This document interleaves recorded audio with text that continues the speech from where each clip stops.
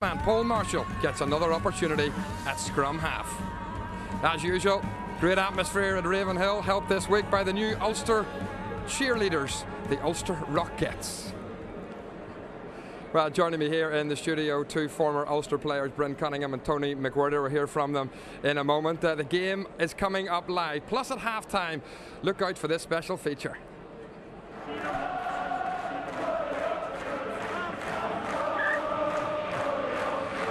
Why was this chimpanzee standing up for one Ulster man this week? My guests can't wait to find out. Tonight's game, Bryn, Ulster obviously expected to win and win with a bonus point, but it could be a potential banana skin. Yeah, Stephen, I think what I'm looking forward to is can Ulster produce the same level of performance as they did last week? Obviously last week they were inspiring. It was inspirational stuff to watch. They played ball in hand rugby, not afraid to make mistakes, but what was also very encouraging was the defence, very enthusiastic, plenty of intensity. And the problem with Ulster in the past has been that haven't been able to back up a very good performance with another one. I think the side has moved on from that now. I think they're a very confident side. I'm looking forward to a big win tonight. And Tony, a big win tonight, and with other results going their way, Ulster can jump up into the top four this evening. Yes, they can, Stephen. I think obviously people here tonight will be expecting the win, but also expecting the bonus point. As we'll see from the table in a couple of seconds, I think Ulster hopefully have a chance to boost their points differential as well, and that's could become essential later on as we get towards the final weeks and possibly securing a top four position. Yeah, bonus point obviously crucial tonight. Very much so. I think Ulster will have to do the hard work first. They're going to have to take it to the Aironi forwards, soften them up, and then try and create some space to let this very potent and very exciting young talented backline loose. And then obviously, Bryn, Aironi haven't won a game in the Magners League this season, so they'll be a fairly demotivated side in one way, but perhaps with a big point to prove. 15 times they've lost. Well, they have, that's right, but obviously they're going to break that duck eventually. Hopefully not tonight. Let's hope that's not tonight. I mean, I suppose for Aironi, their one big win this season has come against Biarritz in the European Cup, but to be honest, I wouldn't read an awful lot into that. The French are notorious for travelling badly and losing to underdogs on occasions. But as I said, Aironi are a useful enough side. They've got a few experienced heads in the pack. Borda Lamy, Nick Williams, Josh Soule as well. And they've got a couple of exciting backs. Damas out in the wing in particular is somebody to look out for. If he gets a bit of space, he can be very dangerous. So they do have sprinkling of good players in there. But if Ulster can play anything like they did last week and control the game, hopefully it should be a 5-pointer. Okay, we shall see. Time though to hear from the Ulster coach, Brian McLaughlin. No, we've played them 3 times already, and each game has been exceptionally difficult. They're a hard side to break down, and tonight won't be any different. A few of the Irish boys back, that must be a boost, but no Stephen Ferris. What's the latest on him? Well, Stephen was over in London this week and he's seen a knee specialist over there, and we're quite hopeful that everything will be resolved over the next few weeks, and we'll have him back training in preparation for the Heineken game in Milton Keynes. You must take a lot out of the performance from last week. Are you looking for more of the same? Oh, very much so. We set our stall out last week, and we set a new standard, and it's important that we back that up. But we're really looking forward to this evening. Need a bonus point, but? Well, we'll take the win first and see what comes along after that. Lovely. Good luck. Well, Ulster are surviving at the moment without Stephen Ferris, but he's going to be a key man. They'll want him back for the European Cup. Do you think that's likely? Well, hopefully it is. Knowing Stevie, he'll want to get back for that. He's very motivated for it. First time we've got there in 10 years. He'll certainly not want to miss it. Disappointing from a personal perspective. I've just retired this year, and 10 years in the make. I tried to get the quarterfinals, never made it. I think I met Ian Humphreys today, and he said to me there's a common denominator there, so which I wasn't very happy about. But no, Stevie's a super player. He's a very powerful, dynamic player. But to be fair, we've got a very strong back row out there that took Cardiff apart last week. You've got Vonneberg there, who is a very, very good ball carrier, and the other two boys very good on the ground, steal a lot of ball. And they took, Martin Williams and Xavier Rush apart. So I'm pretty happy with the back row we've got out tonight. You heard Brian McLaughlin there, Tony, saying that Ulster had set a new standard last week, and he'll want to see exactly the same again tonight. That's going to be the key. I think that comes, Stephen, once you set that standard, that's what coaches want to see, is that repetition where you don't fall below that, but yet you can keep improving and building on it, and Brian will want to see that again tonight. They'll also have a big chance to really go out and do some serious damage here if they can get things right. Playing conditions could not be better. There's pretty much a full house in play as well. I know all three of us are looking forward to a real cracker. Yeah, it was a cracker last week. It was certainly entertaining. Let's hope for a thrilling game again this evening at Ravenhill. It's time to join our commentary team, former Ulster centre Ryan Constable. But first, good evening to Jim Neely. Well, good evening, Stephen. And Ravenhill, to be fair to say, is still reverberating following that pulsating performance against the Cardiff Blues a week ago.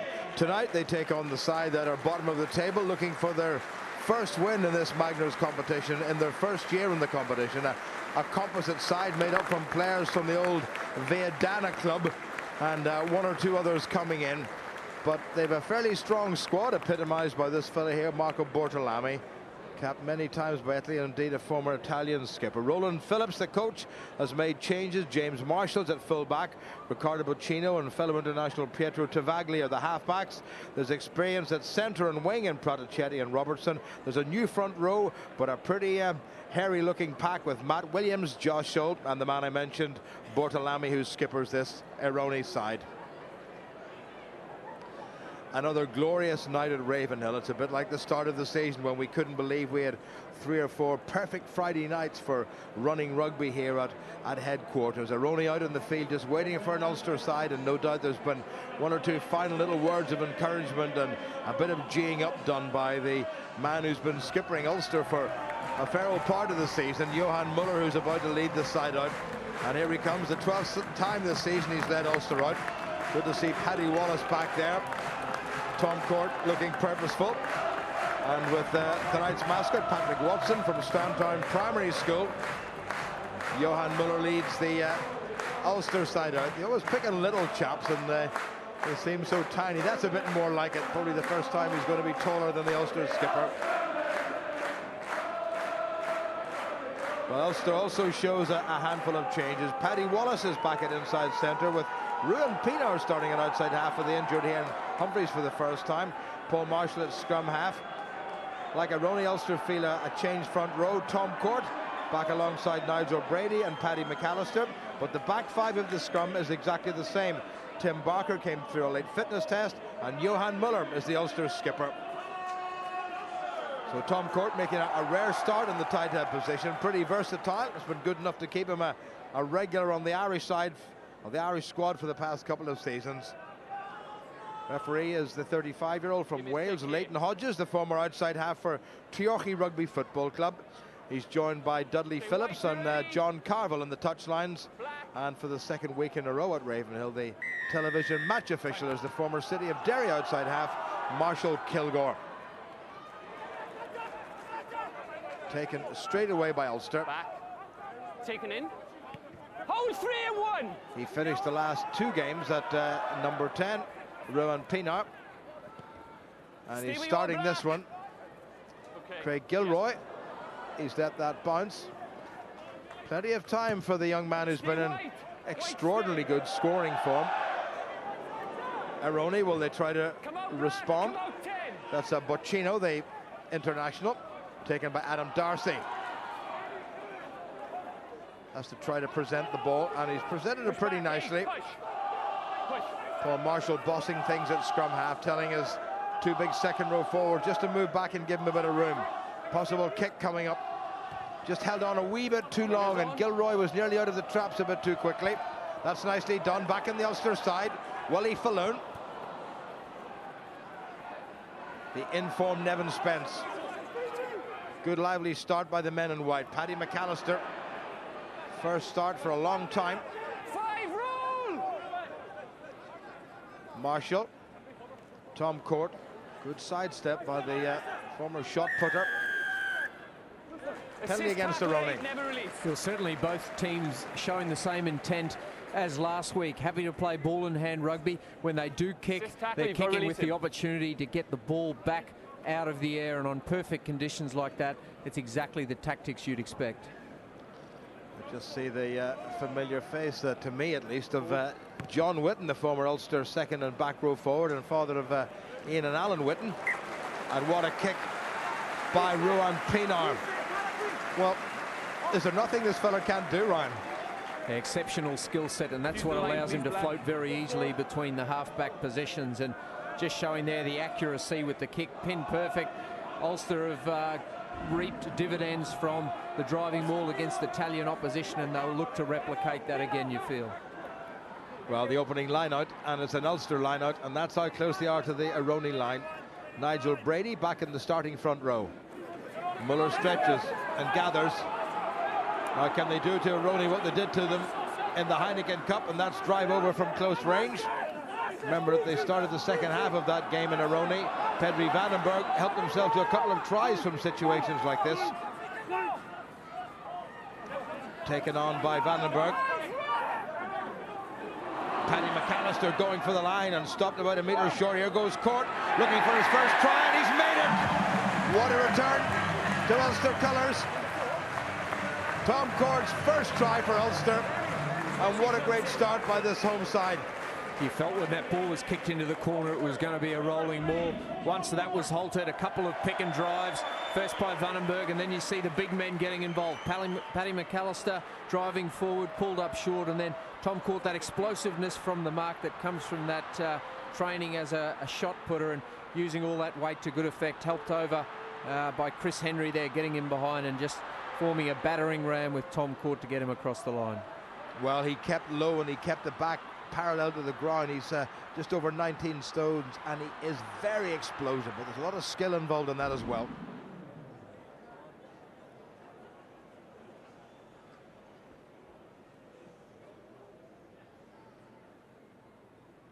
Well, some of the Aironi players are having a word with the referee. The Ulster supporters having a look at Ruan Pienaar. Oh, off the post. Well, perfectionist that he is, he'll say a little quiet word to himself, but not a bad start. 5-0 to Ulster, and not even 5 minutes gone. Yeah, coaches are always wary about talking about 5-pointers and 4-try bonus points, but clearly Ulster's ambition lies with a top 4 finish, and they need to collect those points along the way. The perfect start to realising that ambition. A couple of other interesting games which could affect Ulster's position in the table, with Edinburgh at home to the Cardiff Blues and Leinster at home at the RDS to the Scarlets. White on the line, please. Makes it all look so easy, Ruan Pienaar.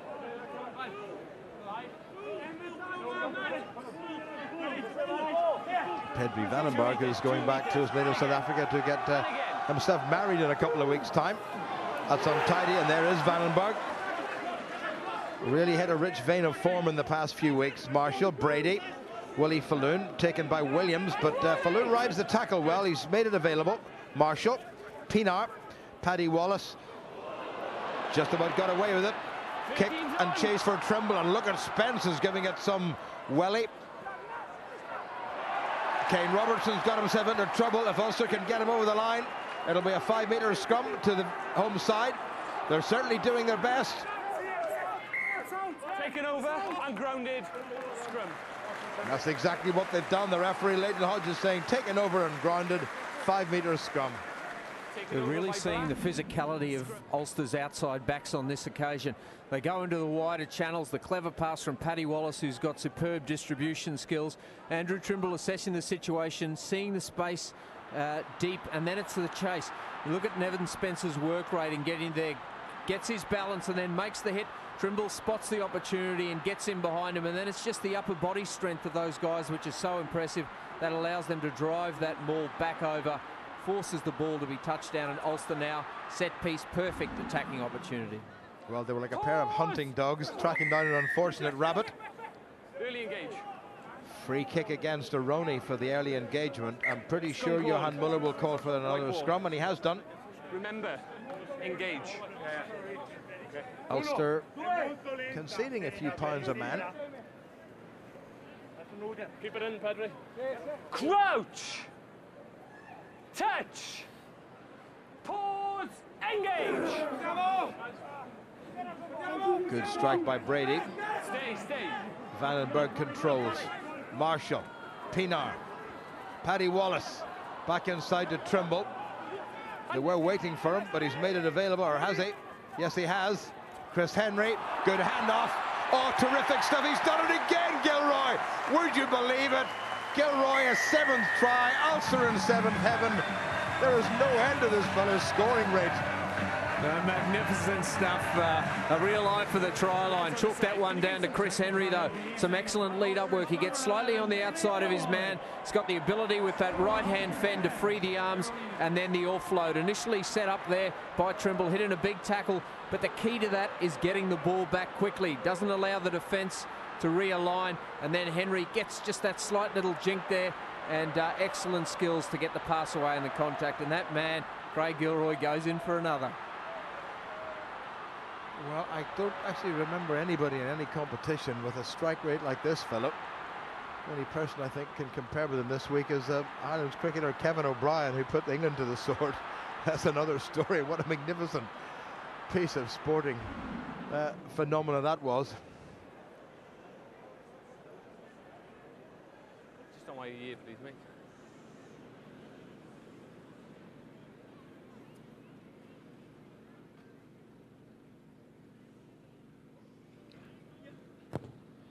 That's better by Pienaar. Perfect kick, perfect start for Ulster. Just about over 8 minutes gone, and Ulster leading by 12 points to 0. Yeah, we're talking about cricket. This one could quite easily end up as a cricket score. Interesting to see how Aironi react to this challenge now. You haven't won a game in the competition, and all of a sudden you're standing under your posts. 12-0 is the scoreline reading against you, and still a good 70-odd minutes left in the game. I've got to say, when I saw the Aironi team post, I thought it was a very interesting one, and Roland Phillips is obviously just trying to give as many people some games as possible. One or two interesting selections. He's left a lot of people like Perugini and Ongaro and fellas who've been involved in the Italian side for a number of years out of the starting 22. Keep coming back. James Marshall, who played outside half against Ulster the last time they met. Adam Darcy.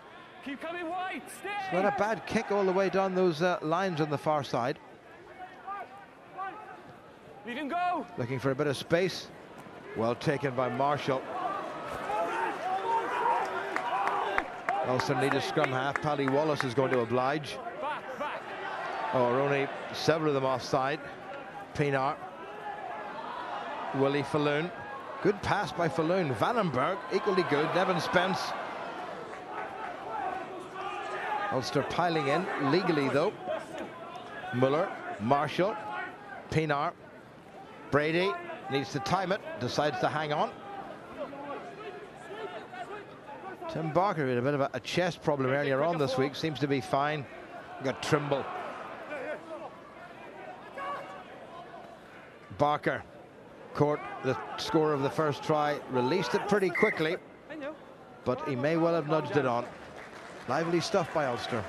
Yeah, the challenge for Ulster will be, given they've shot ahead to such an early lead, is to remember how they got those tries, and that's by structured set-piece play in the right parts of the pitch. It was a line-out initially. The second one came from was set up from a scrum, and Ulster just need to go through the processes, stick to the game plan. When it's on to run, you run, but they need to make sure they don't lose all of their structure. Very easy to do when you go to a quick lead. Stoppages because of the referee needs a little bit of tape to just make sure that his earpiece is in. David Irwin, the former Ulster skipper and Ireland and British Lions centre, enjoying the moment. I think, knowing David, he'd probably produce a staple gun and just staple it on for him. If it was done to him, he wouldn't even notice it. A man with a very high pain threshold. There you are, ref, as good as new. Not elegant, but will do the job. Sorry, gentlemen, thank you very much. Time back on, knock forward, scrum. Ball was knocked forward. Pretty good crowd here at Ravenhill. Once again. Just over 10 minutes gone, and they're so pleased, I'm sure, with that scoreline. Ball comes down on the Ulster loose head side, or the scrum comes down, I should say.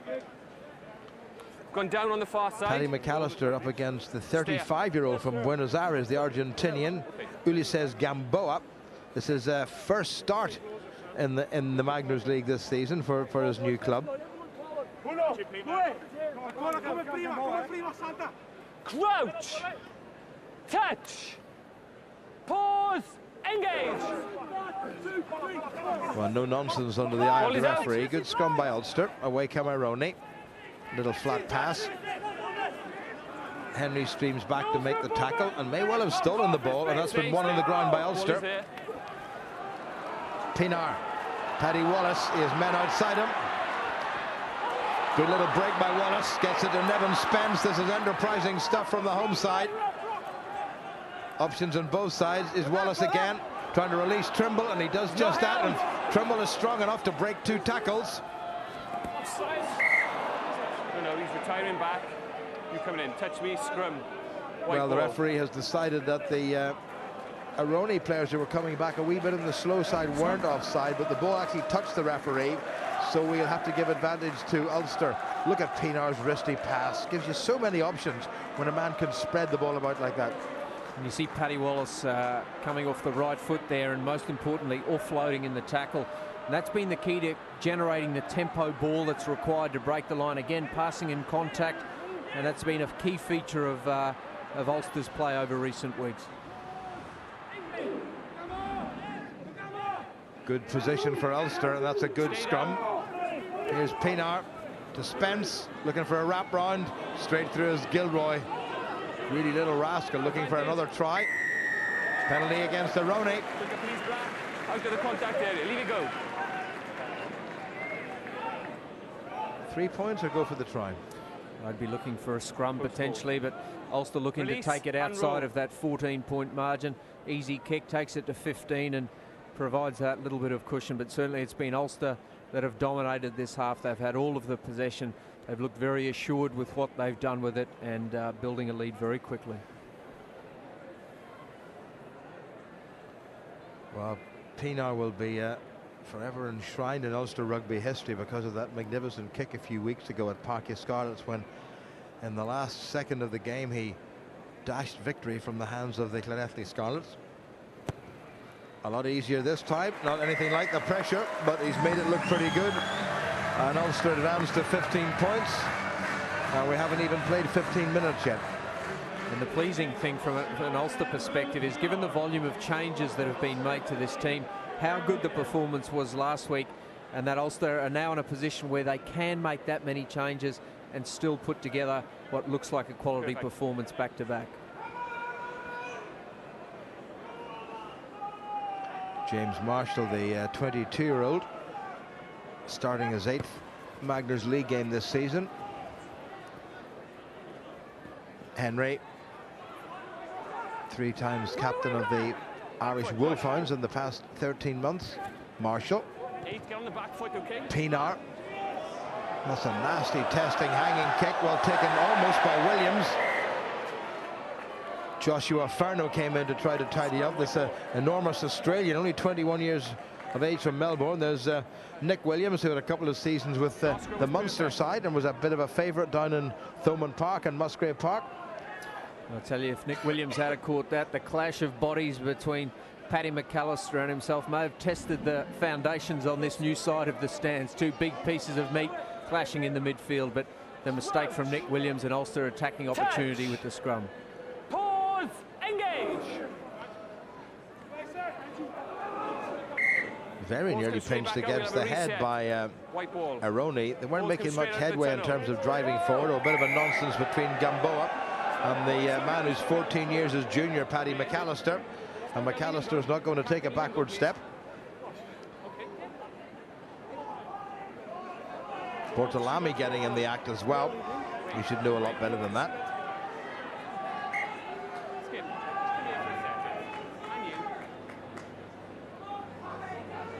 That'll be the first and last now, okay? You lead by example, discipline. When the whistle goes, we come up. Okay. Bring your players back when you whistle. The ball has come straight out of the tunnel. Scrum, white ball. Well, Bortolami was muttering something at Johan Miller there about getting his players back, but couldn't quite make it all out. Anyway, down goes the scrum again. Yeah, Ulster won't want to be distracted. Things are running along very smoothly for them. More of the same they'll be looking from this scrum.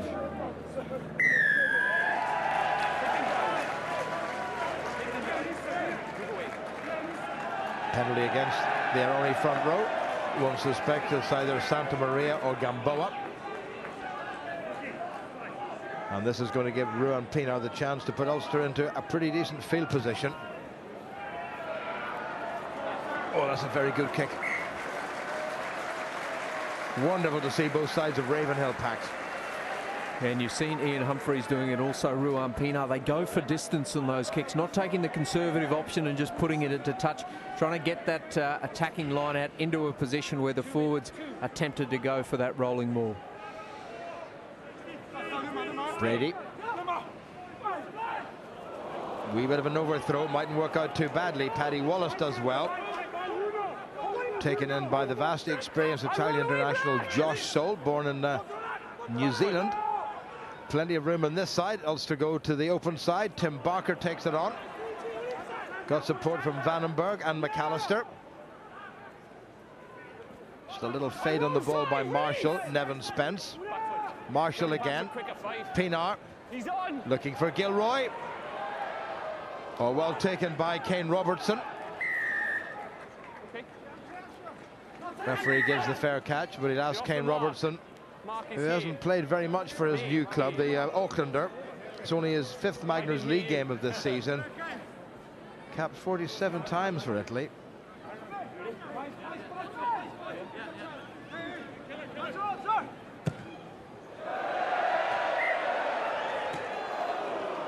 Bit of a ribald cheer there from the Ulster fans. James Marshall won't be all that desperately happy with that one. But he's found his touch, which is the important thing. But because it was a free kick from the mark and not a penalty, it's going to be an Ulster line-out. So great opportunity once again for the home side. Still inside the first quarter, and Ulster leading by 15 points to 0.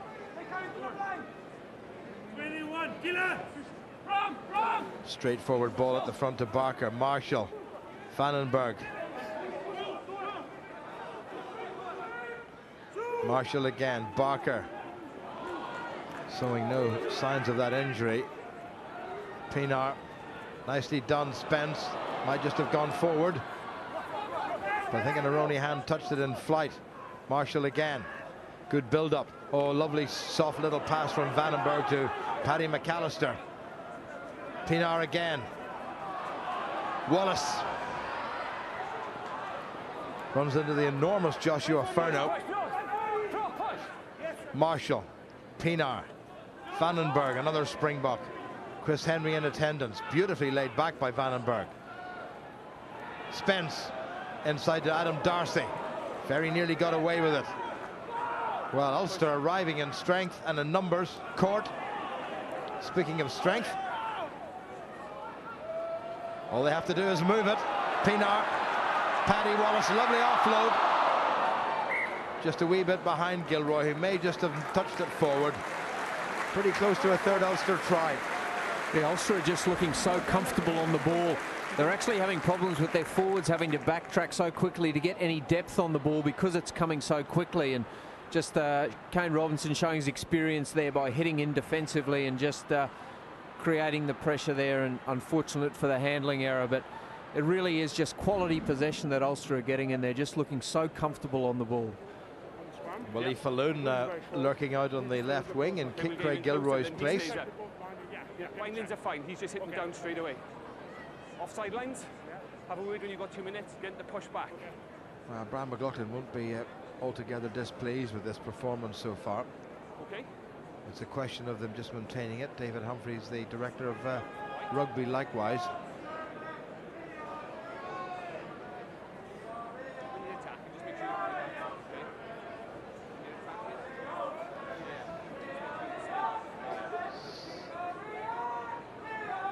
McAllister is a fairly hefty young man, only 21 years of age. One of the most promising loosehead props in Ireland at the moment.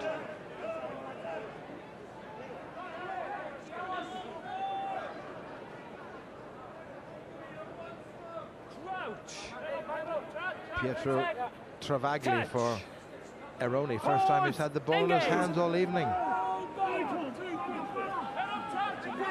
Pretty good defensive scrum, and away goes Williams to the narrow side, runs into Chris Henry, who holds him up. Travagli. Once again, there's Joshua Furno. May well have come off Vandenberg. If that was the case, it's going to be an Aironi lineout. That is touched. 7. Referee's going to have a word with somebody, I think.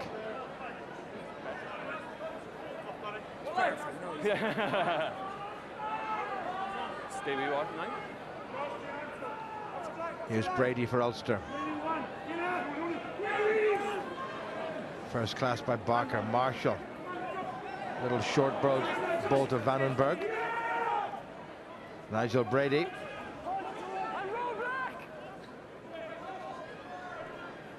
Also just trying to suck in some of those Aironi defenders and create a little bit more space out wide. There's nobody on the left-hand side except Nigel Brady, who took a bit of a thump. Chris Henry takes it on under instruction from his skipper Johan Muller, who's attending.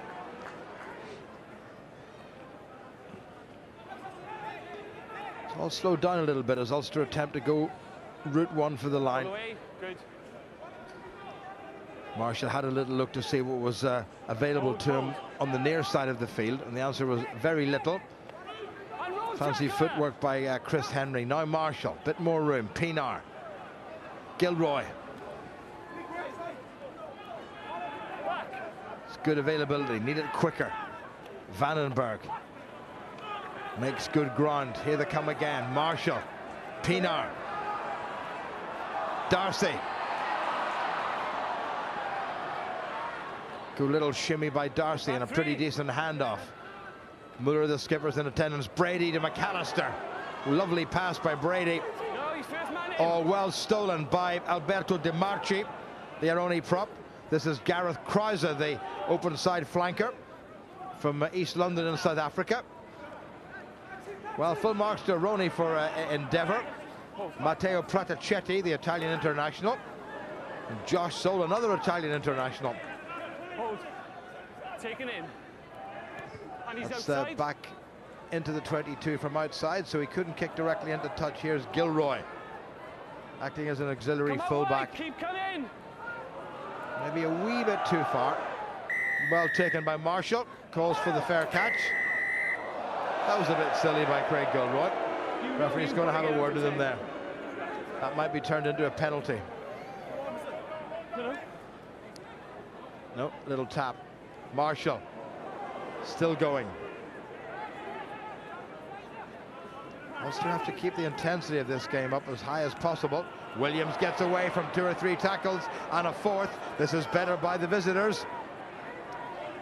Ulster back inside their 10-metre line for the first time, and Aironi killing the ball on the ground. Yeah, Chris Henry sealing on that occasion. Chris Henry getting his hands on the ball. He just has an amazing work rate. The number of tackles he gets through, the carries that he does.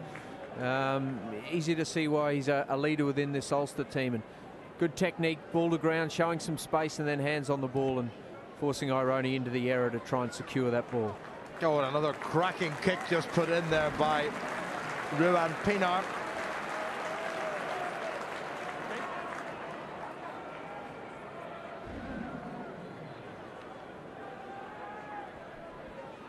Well, that's a fantastic piece of kicking by Pienaar. And Ulster will be keen just to finish another one of these off. They've had a lot of territory. A couple of times now they've gone through multiple phases, been 5 metres out from the line, and then just a little error that's allowed Aironi to clear their lines. Well, it's 10 minutes since Ulster scored, and I suppose we shouldn't be greedy. Brady, that's better. Nope. Taken on by Aironi. No advantage. 4 of White at the back. Referee saying no advantage. It was knocked forward by Ulster at the back of that line-out as Williams tried to come away. So it's going to be an Aironi scrum. Knock off the top of the line. And Andrew Trimble once again, Williams, who took it into contact. He really has perfected that tackle and then competing for the ball. A number of times last week he managed to rip the ball out of forwards' hands and just using that strength to create the turnover that took it back to the scrum. Pietro Tavagli, capped 9 times by Italy. The first away back in 2004. Played an entire season in the Six Nations in 2008. Get it in, says the referee. When it's square and stationary, I want it in, okay? You went up straight away. Okay. Got just this slip.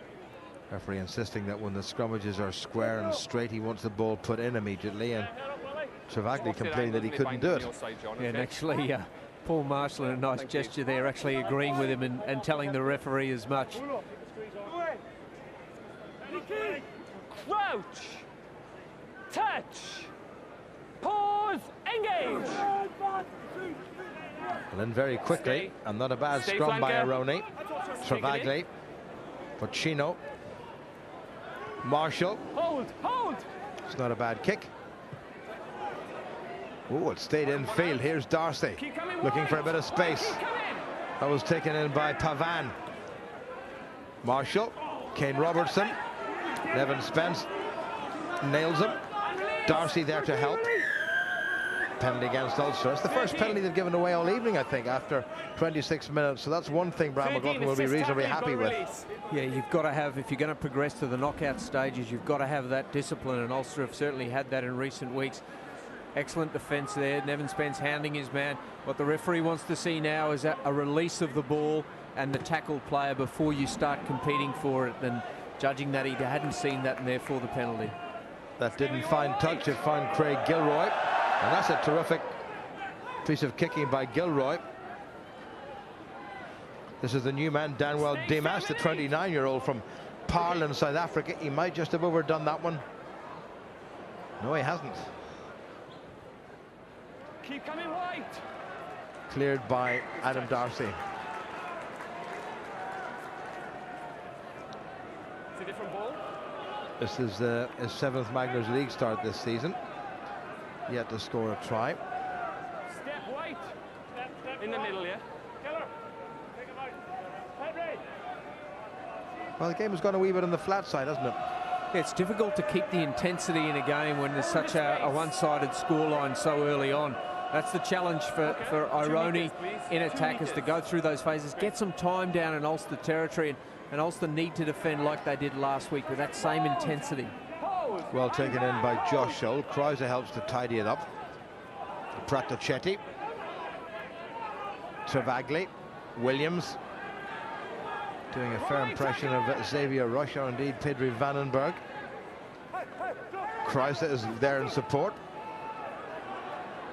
Joshua Ferno. Much better stuff now from Aironi. Oh, this is a little interesting situation. Great tackle that was by Vandenberg on Gilberto Pavan. Pratachetti nailed by Johan Muller. Hey, you've got to be quicker. You did your job. The penalty against Vandenberg, I think. Yeah, the referee saying you did your job, probably meaning that it was intentional. Certainly it was a massive overlap that Vandenberg identified, came in clattering hit, and then the referee, as you see that ball in the air, identified that, came in big hit, and then the referee just not adjudicating that he made enough of an effort to get out of the way. Certainly looked as though he was trying and threw the hands up to show as much, but an opportunity now for Aironi to bring it within 14 points.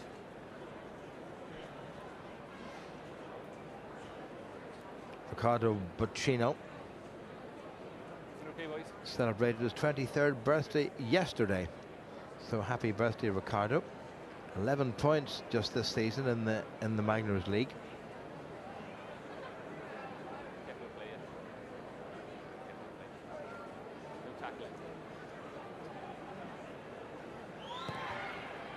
Well, he scuffed underneath it, but it's gone right between the Ulster posts. So Aironi on the scoreboard. Ulster just run back into a bit of a shell there. We've had nearly half an hour played. Only 12 points between them. Ulster leading by 15 points to 3. It's not that bad. Don't put your head in your hand. You'll be fine. Don't worry. They didn't look the most assured of kicks there, kicking across the body there, but I'll be pleased to be finally on the scoreboard and showing some resistance. Long from Pinar. Demas. Hold 5. Okay. That's a good kick. Great take by Vandenberg. Good angle by Gilroy. Wriggles to halfway. Marshall. Here's a wee chance on the narrow side. Henry. Well taken by Trimble. Looked as if it was going to go into touch. Marshall. Pienaar again. Vandenberg straightens to nobody in particular. It's gone loose. Well picked up by Darcy. Vandenberg again. Penalty against Tratachetti, I'm pretty sure.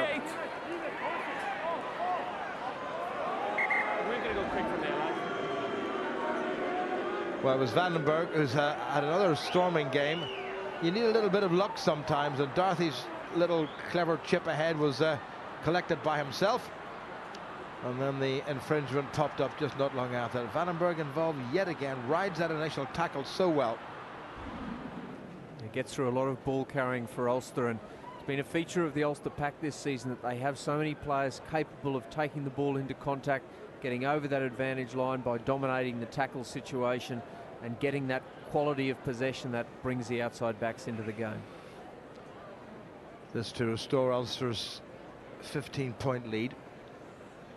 Just about 9 minutes or so to go to the interval.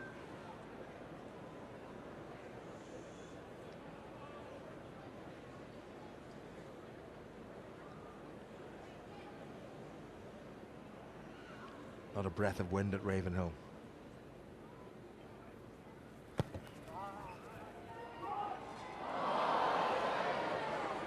Well, it didn't quite make it.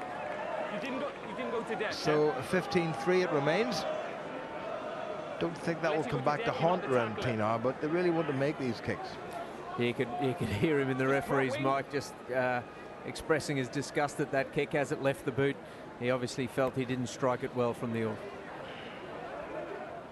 Darcy from the restart. Keep coming wide. Come out, stay. Vandenberg with the chase. Knocked forward by Williams. Taken in by Barker. Referee playing advantage to Ulster. Good work by Tim Barker. Marshall. Darcy. Advantage over. Inside to Chris Henry. Advantage is over, says the referee. Vandenberg again. Never too far from where the ball is. Ball is out. Bit of disruption there. Here's Henry. That's a nice pass. Nevin Spence has a real go himself, and he's kept in field. I thought the trailing toe was going to go over the touchline, but it hasn't. Here's Barker again. Knocked it forward. Ulster just snatching a wee bit. A little bit more composure, and they might just press home this advantage. Yeah, they've looked good when they've managed to go through a number of phases, but just a couple of little mistakes in that Aironi 22 isn't allowing them to convert all that possession into points. So they'll certainly be looking for a little bit more precision for the remainder of this first half. Spence is so strong. He took on 2 or 3 defenders and kept infield and was still able to make the ball available. Yeah, it's been a real feature of his play, the angles that he's taking. Not afraid to take that ball into contact and generally wins the collision. And he's been used in that strike running role throughout Ulster's season. The assist tackler, unless you go to death, you've got to come through the gate. Okay? Just work on the tackle. Nothing too serious, just a little bit of tape required for Paddy McAllister's boot. Time back on. I think the Ulster, is it me or the Ulster fans getting younger and younger? Well, a perfect night for a family outing. Watch some entertaining rugby, and it's certainly been that, lacking the intensity of previous weeks, but Ulster will be looking to try and finish this first half with some more points. Have to get the ball first of all. It's an Aironi scrummage. 7 minutes remaining. A little bit closer.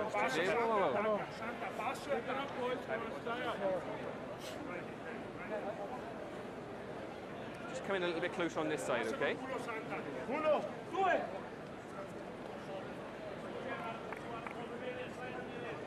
Crouch. Touch. Pause. Engage. Well, the scrums have by and large been pretty disciplined. Stay. Ball is out. Good work by Rody Williams to Travagli. Don't block. He hasn't found his touch.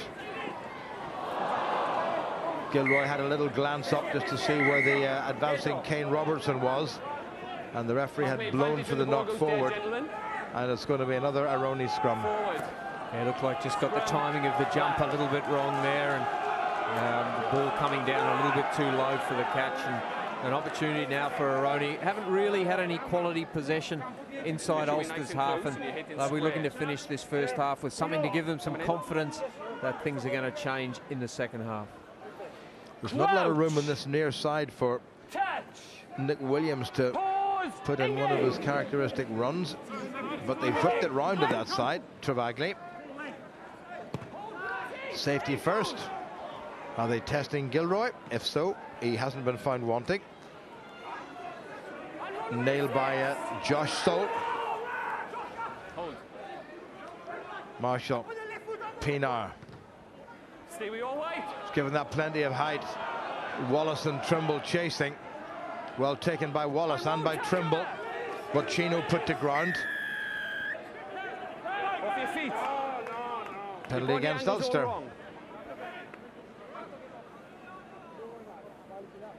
Sealing 7. Willie Falloon sealing everything off.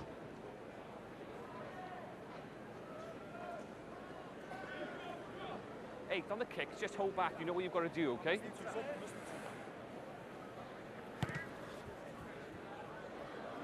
But Chino finds a pretty good touch, and it's going to be an Aironi line-out. So into the last 5 minutes, and Ulster haven't scored a point since the 13th minute.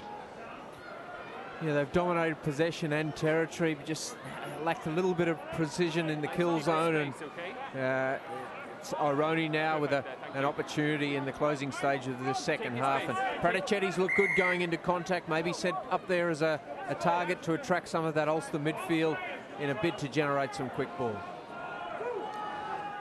Roberto Santamaria with the throw, well taken by Ferno. Williams looking for Pratachetti. And he does just that, and he goes forward, and it's been set up quickly. Here's Travaglia. This is Marshall, the full-back. Good little sidestep. Wonderful tackle. Krause. Nailed by Willie Falloon. And by McAllister. Travaglia again. Bortolami, the skipper. Pratachetti.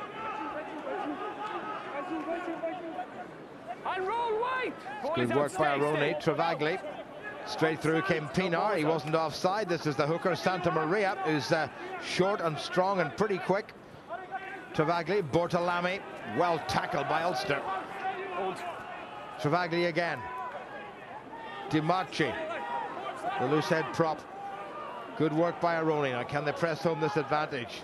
Pochino, Marshall, nearly got away from Pienaar, who slows them up, and Chris Henry covers across well.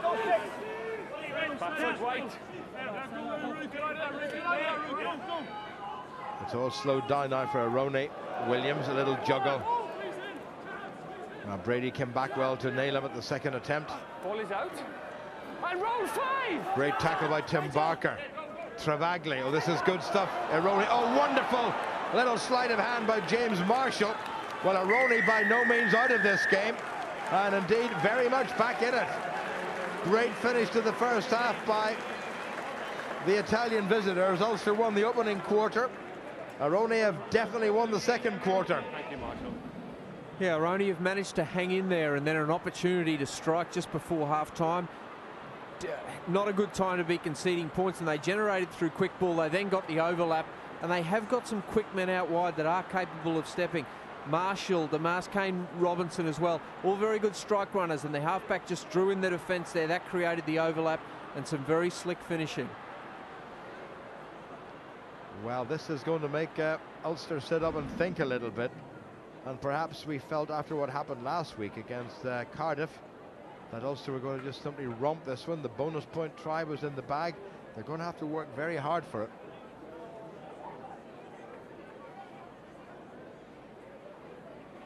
Ricardo Boccino already with a penalty.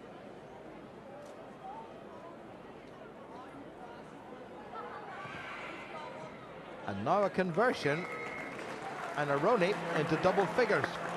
So Ulster still in the lead, but it's been a very poor second quarter, and a lot of somewhat perturbed Ulster faces there. 15-10 to the home side. Yeah, not a scoreline we would have predicted going into half-time, given the opening 10 minutes that Ulster put on. But Aironi have battled well. They've managed to sustain their defensive effort in the second stage of this first half, and have shown what they can do with ball in hand. Travaglia offloaded to Krause, who makes decent ground. Push back.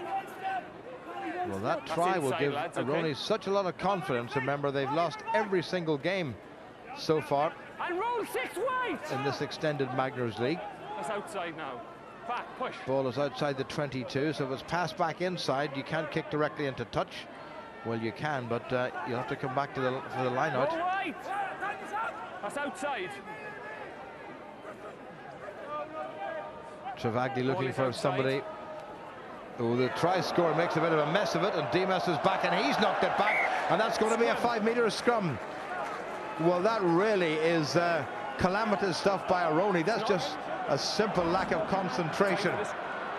And I just heard the TMO Marshall Kilgore's telling the referee Leighton Hodges that there is time for the scrum. Well, Ulster be delighted to be thrown this opportunity with only seconds remaining. Well, no seconds left in this first half. Really, the next stoppage of play means it over. Look for Ulster to bring a strike move out of the pack. A very big blind being shown there by Dimas. If Ulster can get a wheel on the scrum. Paul Marshall very quick off the base. Andrew Trimble lurking ominously behind the scrum as well. Looking for a strike move from Ulster to finish off this first half. Yeah, Trimble's now moved back to the right-hand side. If they moved that, Trimble surely was in. Vandenberg has a go himself. Really, the better option was Marshall to Trimble, and that's a penalty, and Ulster have blown a very good chance to extend their lead because there was nobody at home on the right-hand side apart from Andrew Trimble, and it wasn't read terribly well. Ball goes into touch, and that's half-time. What a start it was for Ulster. Tom Court with a close-range try after 3 minutes. Another one from Craig Gilroy after just 7 minutes. A conversion and a penalty from Ruan Pinar. And then Ulster just simply seemed to disappear. And back came the Italians. Bocchino with a penalty and the conversion of a try by James Marshall. So Aironi by no means out of it, and Ulster will just have to get back into much more positive ways at the start of the second half. Half-time here at Ravenhill. Ulster leading this game, but not by the margin that was expected. It's Ulster 15 and Aironi 10.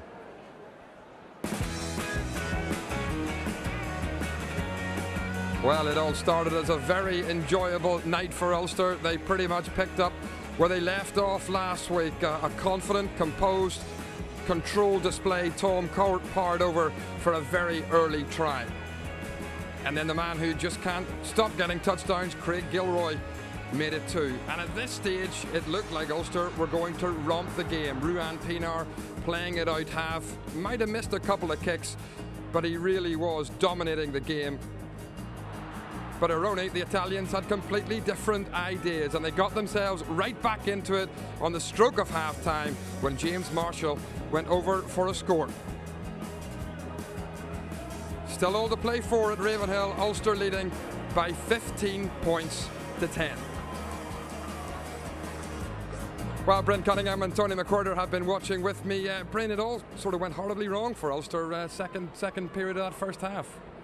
I think that's right, Stephen. You hit the nail on the head. You could split that first half in two. The first 20 minutes was very exciting. Ulster left off, started where they left off against Cardiff, played all the rugby, looked the far better side. We were thinking it was probably going to be a cricket score. Looked very controlled, lots of intensity in defence as well. And then the second 20, Aironi got their hands on the ball. Ulster fell off a couple of tackles, started making a couple of mistakes, and things just changed slightly, and we saw a very different second part to that first half, and they go in at 15-10, and they should be doing a lot better than that. Yeah, they'll be disappointed with that, and obviously the first 20 minutes, Tony, was almost flawless for Ulster, hardly a mistake, but then they seemed to go back to the way we've seen them playing the last couple of weeks before that great performance last time here at Ravenhill. Yeah, the first 20 was spectacular, almost off the training paddock in many ways, moving the ball well, playing with lots of confidence, ball going to hand, and the patterns were coming through, set piece going well. And then as the game's gone on, I think we've maybe tried to force things too much, Stephen. I think we've maybe been too lateral, haven't taken it maybe up the middle of the pitch enough, and Aironi have really just been able to shadow our play across the pitch, close us down. We've then had to overcommit forwards really to try and make some quick ball, which we've struggled to do, and Aironi have played their way back into it, and they've taken their chance as well. It's a super score they put together there just at the end of the first half. But apart from that, Brent, to be honest, the Italians didn't offer that much, and Ulster won't be overly worried at this stage, will they? No, I don't think they will, but they'll want to start the second half the way they started the first half. They want to be patient, go through the phases again like they did in that opening 20. That was the key to the success at the start. They didn't try to throw the 50-50, the miracle pass, and as a result of that they scored a couple of tries. Now, they want to get back to that. I think it was a bit disappointing the way they started falling off the pass a little bit. I'd say a couple of errors which you don't want to creep into the game, and hopefully they'll get back on track at the start of this half and start dominating again. As you said, it was the perfect start. Tom Court, coming back from Ireland duty, took a score well. Yeah, just what we talked about beforehand. Ulster did this very successfully against Aironi and the Heineken, Stephen. Good catch and drive. Forwards have kept the ball well, kept their shape well, and then we've managed to spin it away. The ball goes to ground, and there's a couple of pick and goes, and Tom Court very, very powerful, very explosive as well. Gets a friend with him on his shoulder, and that's just enough to carry us over the line. And it was a very quick start, straight out of the blocks, and just what Ulster needed. And again from then, we actually carried on again. But we're here. Good play by the forwards, quick ball, close driving. They're bringing wingers and backs in to defend that, and wingers and backs are never going to stop Tom Court from 2 or 3 yards. And then Craig Gilroy, he's been sensational for Ulster in try-scoring form. Unbelievable. He is a natural finisher. I think we'll see here the standard of the passing out in front. Andrew Trimble takes into contact, does very well what he does best, sets the ball up again. Key here is quick ruck ball.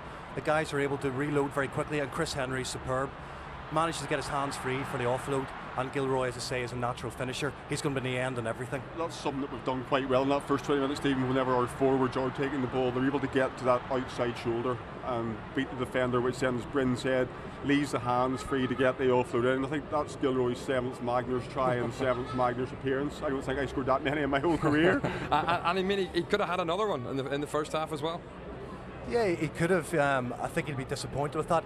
I think, again, it's probably a bit of over-eagerness, and that quite often happens. You get ahead of the ball. Again, it was good hands leading up to that point, and maybe he just got a yard or two in front of the inside man. But, those are things that the guys will talk about at half-time. They'll probably look to keep a little bit more depth, as I say, be a little bit more patient with ball and contact, and the gaps will open up. As Aironi have to make more and more tackles, they will get tired, and Ulster hopefully in the closing 20 minutes will bag a bonus point. As you said, as we take a look at this next insert, the Ulster handling in those first 20 minutes was perfect. It really was. The passing from 9 and 10 was a joy to behold, and it was accurate as well, Stephen. Again, a good pattern with the blindside wing coming in. I think that's Gilroy, and we've got the fullback Darcy as well. But the forwards are there early, quick ball. Tom's been very, very present in terms of his loose play tonight, which is good to see. And again, the dummy runners ball in behind, and again we've just forced that. Maybe if you're being hypercritical, maybe the missed pass was on for once there with Gilroy being free in the wing, Brian. I think what we saw there was actually Willie Falloon out there in the wing, and possibly whenever the guy inside's under a lot of pressure, that's a time whenever you're outside to recognise that, get in nice and early and make that pass easy. And it made it a little bit difficult for Paddy because he still had to give about a 5-6 metre pass. If you read that on the outside, get in on it, then it makes it very, very easy to give quick hands, and then he's through the gap. And the big disappointment for Ulster is that they've let Aironi back into the game. Yeah, I don't think it was a case of actually taking foot off the gas, Stephen. I think we just got a little bit sloppy. We made mistakes, knock-ons. The game's got slowed down. There's been a few injuries and bits and pieces, but this is a super score. They've had the ball for maybe 2 or 3 minutes here, worked their way across. That's a lovely break, and with a brilliant sidestep. And Adam Darcy's ended up on his backside there. But again, coming through, ball in 2 hands, score, and suddenly they are right back in this. I think you just see by their reaction here at the end. They're up for this, and I think they can see that there's a possible chink to possibly get that first win on the board. And I suppose we shouldn't forget this is a team which pushed Leinster and Munster pretty close. Absolutely. I mean, they're not a poor side. As long as Ulster can start the second half the way they started the first, they probably will pull away eventually. But Aironi will be in there at half time, and they'll be talking it up. They'll think they're in with a real chance here. What was a little bit disappointing from an Ulster perspective was the kick chase in the last 15 minutes of that half. It just wasn't quite on the money the way they were at the start of that game. Nevin Spence, you saw making a tackle close to the line, the intensity of it all, it was just great to behold, and that's where they need to get back to in this half, and I'm quite sure that they will. Probably getting a few stern words in there. They've still played pretty well in that half. Aironi have just started to come back into it. Okay, Bryn, Tony, thank you for the moment. The Springbok internationals have obviously made a very big impression since they arrived here at Ravenhill, but there's one local player whose heart lies in Africa. We thought we'd take prop Paddy McAllister back to his roots this week.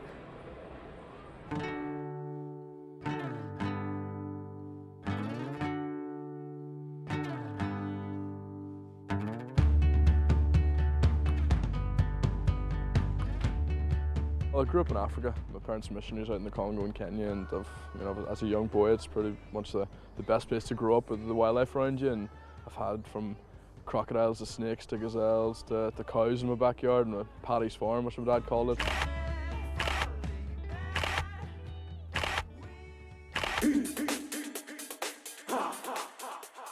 Bobby lions are actually extinct in the wild now, so the only place you'll see Bobby lions are in zoos now. And is this a potential career option once the rugby's finished? I was never really into the rugby until I was bigger than everybody, so I kind of went through that. But I've always been in my heart that I want to go back to Africa at some stage of my life and hopefully build up enough connections to start my own, as I call it, my elephant farm. So hopefully that'll happen.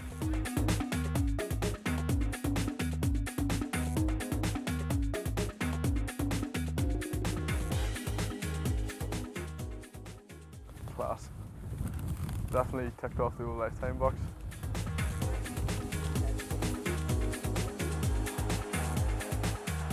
McAllister, so pleased to be back in Ulster jersey.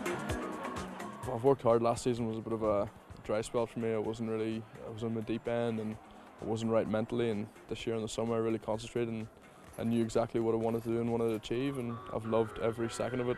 I've been injured there for a few weeks and I've come back and it's still the same. I mean, playing Ravenhill on Friday night, it's nothing better.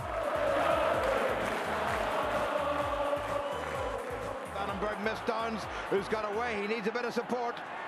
Great covering there by Paddy McAllister of all people.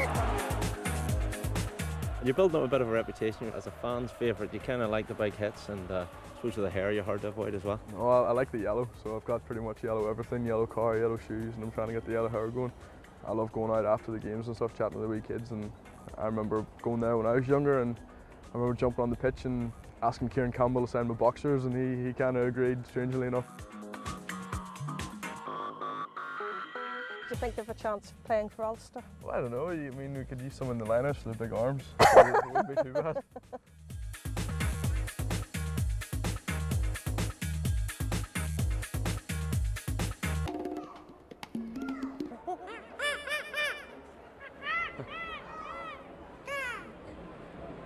Hope he throws a few better passes in the second half. Thanks to Linda Frew, the zookeeper there, for that tour. Paddy McAllister, big prospect for Ulster, has had a pretty good first half, Tony. Yeah, he's had a decent first half, Stephen. You know, I don't think he's even much of a prospect. He's here, he's now, he's very much in the present. He's been a bit unlucky with injury this year.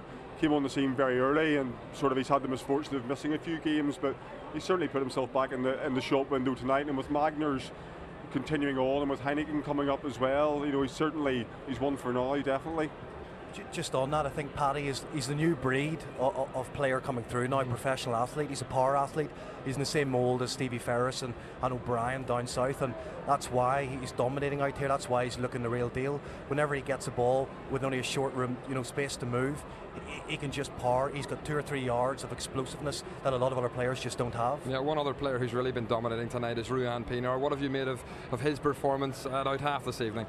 Yeah, Ruan's been very good. He dictates play very well from 10, from 9, wherever he plays. He's so talented that he's able to do that. I think David Humphreys did a very good job whenever he brought these 3 South Africans in, and it wasn't just from their playing point of view, it was also from an attitude and how they fitted into the Ulster culture. And Ruan's fitted in particularly well, as has Pedri, but Johan's been the real star for me. You couldn't speak highly enough about the guy. He leads from the front, he dominates everything, and I think he will probably go down as one of Ulster's best ever overseas signings. And Tony, second half, don't press the panic button. Composure is going to be the key. Yeah, composure. Take your time. I think Ryan made a good point at the start. Build your innings, and Ulster are just going to have to start this again, Stephen. They have to start up front, do the hard yards.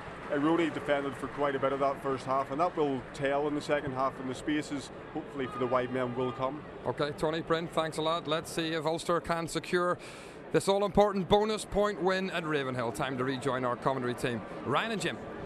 Well, Marco Bortolami's been playing for Italy for the just over a decade, and he'll be pretty happy with certainly the last 10 or 15 minutes of that second half. Brian McLaughlin, the Ulster coach, less so, but needless to say, the Ulster crowd getting behind the side led by Johan Muller for what promises to be a very, very interesting second half.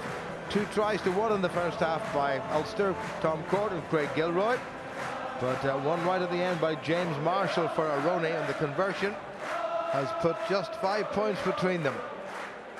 Well, they were in great voice last week against the much vaunted Cardiff Blues, whom, when I spoke to their coach Di Young afterwards, thought he was very much in touch in the first half, but he said in the second half Ulster were just too good for us. I'm sure Brian McLaughlin's half-time speech will have focused the minds. When you set the standards like you do the previous week against the Cardiff Blues, you need to come out and replicate that, and it's the intensity that needs to be there. The enthusiasm in defence, wanting to get in that defensive line and make that hits, is indicative of the mindset of a team, and Ulster will look to do that, replicate that intensity in the kick chase, and really take this game to Aironi in the second half. Well, no changes, and a rather ribald cheer because the referee, Leighton Hodges, I don't know whether he was having himself a cup of tea or maybe looking in the mirror. What do you think, girls? Is he dabbed a bit of makeup here and there? I don't think so. Somehow, you never know. But he's a wee bit on the late side and has apologised. So, Ruan Pienaar gets the second half underway, taken in by Williams, who goes to ground immediately. Travagli hasn't got one of his halfback partner directly behind him, but Chino has just drifted in field to the right of the post, and it's back to Dimas. And that's not a bad kick. He certainly found his touch. He looks the sort of fellow, Ryan, that if he's given a wee bit of room could cause a problem or two. There's so many of chaps like that from South Africa, maybe not making it at the very top level, but are great sevens players.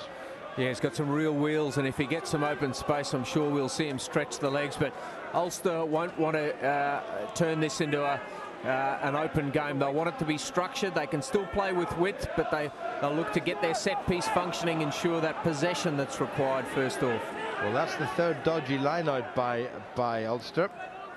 And they've taken Willie Falloon and Chris Henry out of it and put them in the middle of the park, expecting to win their own ball, which you really have to at this level. Now, he stepped back inside, but he hasn't kicked it directly into touch. Great challenge by Trimble. This is better. Craig Gilroy left it behind him. Play on, says the referee. Marshall, good to see him running. Not a good pass. Barker. Well set up by Barker. Marshall. Pienaar. Darcy, now Paddy Wallace. Lovely little pass by Wallace. Spence always makes ground, makes it available. Good linking by Falloon. Here's Pienaar. Tom Court rode the tackle well. Penalty against Aironi. Marshall takes it quickly. This is what he's good at. Could do with a little bit of help. Just ran out of support players. Still there though. Court at scrum half. Pienaar. Willie Falloon. Oh, interception. Oh, this is going to be catastrophic. This fella's got the legs on everybody. And here comes Trimble. Pienaar, what a tap tackle by Pienaar. Well, that was a try-saving tap by the South African outside half. His fellow countryman, Danwell Dimas, looked as if he was away and between the Ulster posts, and Pienaar gets it away. And this may well stir Ulster into some kind of action, because they're living a wee bit too dangerously. Yeah, well, that's the sort of desperation that's required there. You would have thought for all money that was going to be a try under the post. Had to stop to collect that ball, but had a good head start on them, and Trimble was closing in from the outside, and it forced him just to come back around the corner. And Ruan Pienaar, desperation in defence coming back. That could be what Ulster need, just to stir them into action in this second half. Well, we're having another look at this, and Dimas was, well, we all thought home and dry, and he was looking over his left shoulder. Back to the live action.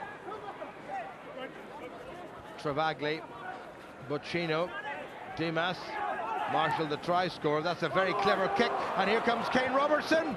Oh, that was very close as well. And all of a sudden, Aironi are starting off the second half where they finished the first.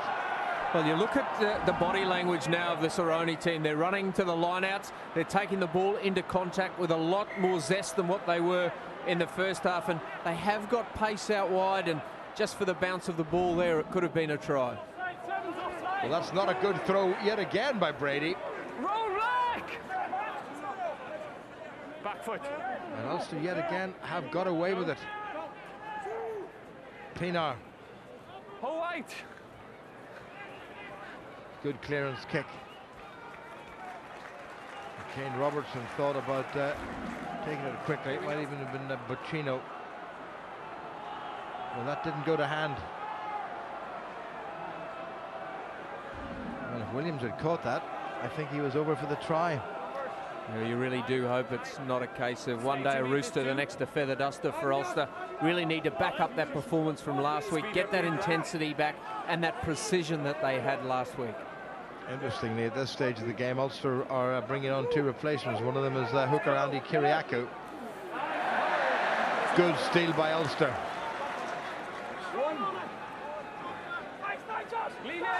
Marshall really took his time about that. Not sure Aironi weren't offside, but the referee was happy with it. A lot of arrows coming into the Ulster game now. They're just not being quite as precise as they were in the opening 10 minutes. Yeah, well, no real protection there for Paul Marshall, and that allowed the Aironi players to flood through once he picked that ball up. Brady again with the throw. Marshall gets himself nailed, not his fault. Managed to get it away to Gilroy.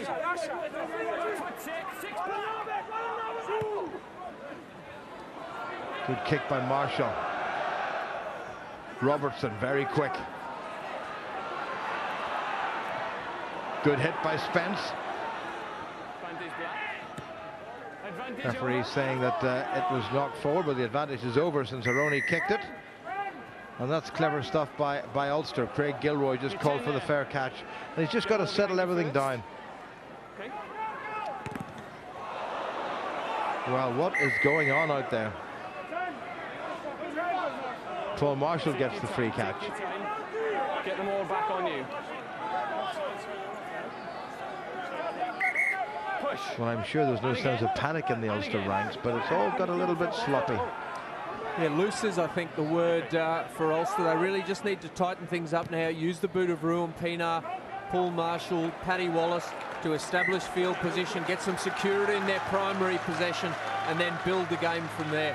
When you've got such speed in the back three that Aironi have, you don't want it to open up and become a loose game. A little bit more structure from Ulster, go through the phases and just get that precision back that they had in the first 10 minutes. Ulster bringing on some replacements. Simon Daniele is coming on, is going to full back for Adam Darcy. Daniele, number 22, replaces number 15, Adam Darcy. Andy Kyriakou has come on. And Declan Fitzpatrick has come on as well. Andy Kyriakou. Time the jumps. Time the jump. Paddy McAllister has gone off, so Tom Court will revert to the loosehead side. In the meantime, it's Roberto Santamaria. Travagli. Boccino had to hold and take that, which has slowed it all up. Here's Kreuzer, who tries to inject a little bit more oomph into it. Travagli as well. Bortolami as skipper. Joshua Furno, 21-year-old from Melbourne. Boccino. Praticetti. Pienaar has to make the tackle. Travaglia again. Bortolami. Bit of help from Dimas. Travaglia. Good continuity. Bit of a dummy by the big Australian. Just 21 years of age and the heaviest man in the park at over 20 stones. Marshall. Praticetti. Good offload. Kane Robertson. Dancing feet. Run away, White! From the New Zealanders, been capped now 47 times for Italy. Travaglia, it's all Aironi at the moment. That's knocked forward. Referee says advantage to Ulster. Tom Court takes advantage. Marshall. Advantage over. Vandenberg. Spence. Inside to Declan Fitzpatrick. That's a high tackle. Play on, says the referee. Crowd don't like it. Marshall. Vandenberg. Nevin Spence ran a pretty good angle, but Vandenberg's made the ball available. Declan Fitzpatrick again. On your feet. Tom Court's in the outside half position. And he's on his own. He may not need anybody else. This is a good drive from Tom Court. Score of Ulster's first try. Marshall again. Pienaar. Paddy Wallace. Pienaar again on the loop. Little flat ball here. Simon Daniele. That looked forward. Forward. Yeah, it may not have ended well, but certainly the lead-up work was a big improvement on Ulster's previous 20 minutes. Going through the phases, getting over that advantage line with the forwards, securing quality possession, and then going wide once the space had been created out there. Unfortunately, the forward pass just bringing that move to an end. Simon Daniele, who came off the bench for Scotland last Sunday in the Six Nations game against Ireland at Murrayfield, has had some experience of playing for Ulster this season in the full-back position. Bit of a worry there. Tom Court is down injured. Seems to be okay.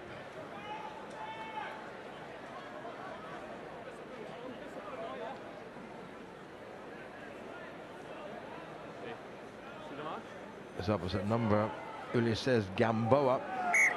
Forward pass. A bit of problem there. Scrum. Black ball.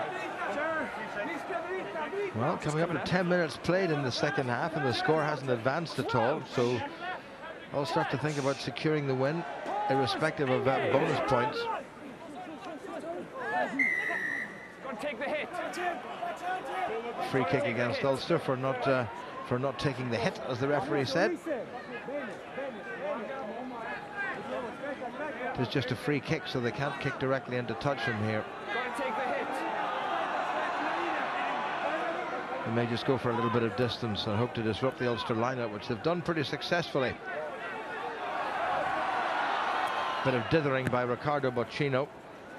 Well, that's a good kick. Well taken by Daniele. Has Trimble with them. Good pass, Paddy Wallace.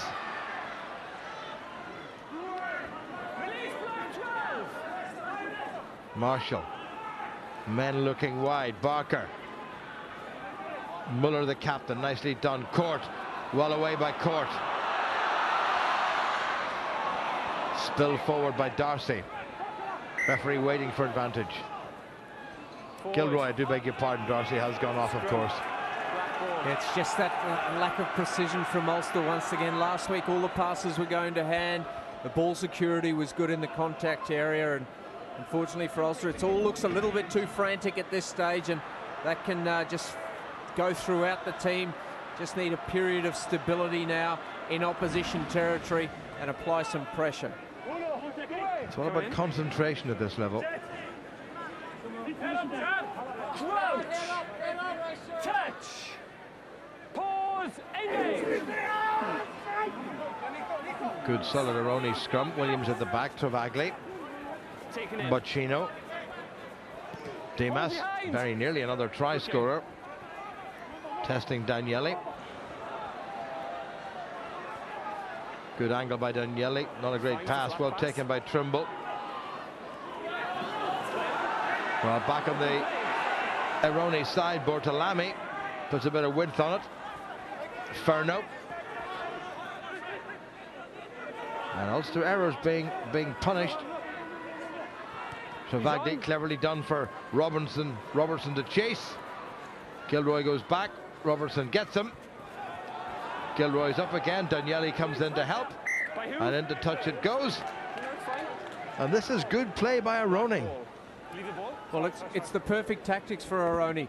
They're bringing the wingers up and then they're kicking in behind with that kick chase, applying pressure to the Ulster set piece. Good awareness of where Ulster's players are defensively and the positioning of those. Pin perfect kick, good pressure from the chase and managing to get that ball over the touchline. Well, Aironi's line out. And remembering what Ulster did to them in the Heineken, I think they'll be looking to do something similar. Roberto Santamaria. Plenty of options at the line. Some big men there. They take it well at the front, and they go to try and drive Ulster over their own line. They're still in possession. Here come Aironi. Well, this is a good effort. Referee's calling on Aironi to use it, and they've driven again. Secondary drive is pretty close. Referee's round, and he's having a good look, and it's held up. So they won't go to the television match official, Marshall Kilgore, because the referee was satisfied that the ball was held up, but it's going to be a 5-metre scrum. And how close was that? Well, it was over the line, so it was very close. But it's Aironi that look like a team playing with all the confidence now, and they certainly don't look like a team that's bottom of the table. And some excellent work there by Willie Falloon, getting his body underneath the Aironi player to ensure that that ball couldn't be forced. But this is nervous times now for Ulster. Need to front up defensively, deny Aironi any points. Otherwise, this game really will be a little bit too close for comfort. Touch! Well, they're only waving because the camera's on them.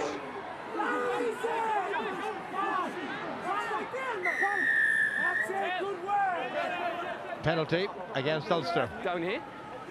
Taking it down. Skipper, option. So Aironi will have the option of the kick into touch for the line out or the scrum, and they're contemplating the scrummage. Bortolami, the man, will make the decision. Well, they're in control of the game at the moment, and I would have thought another scrum would have been a good option, or the kick for touch to try and get that rolling more, which was almost successful in getting that try.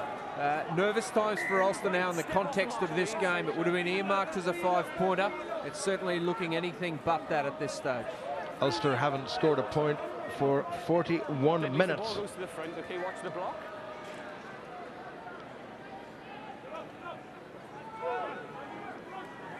Well taken by Ferno. Now, they failed a couple of minutes ago to drive over the Ulster line. They're going to have another go. That's a good concerted drive, and here they go. And Krause is in the middle of all that, and again Willie Falloon's got in the middle of all that.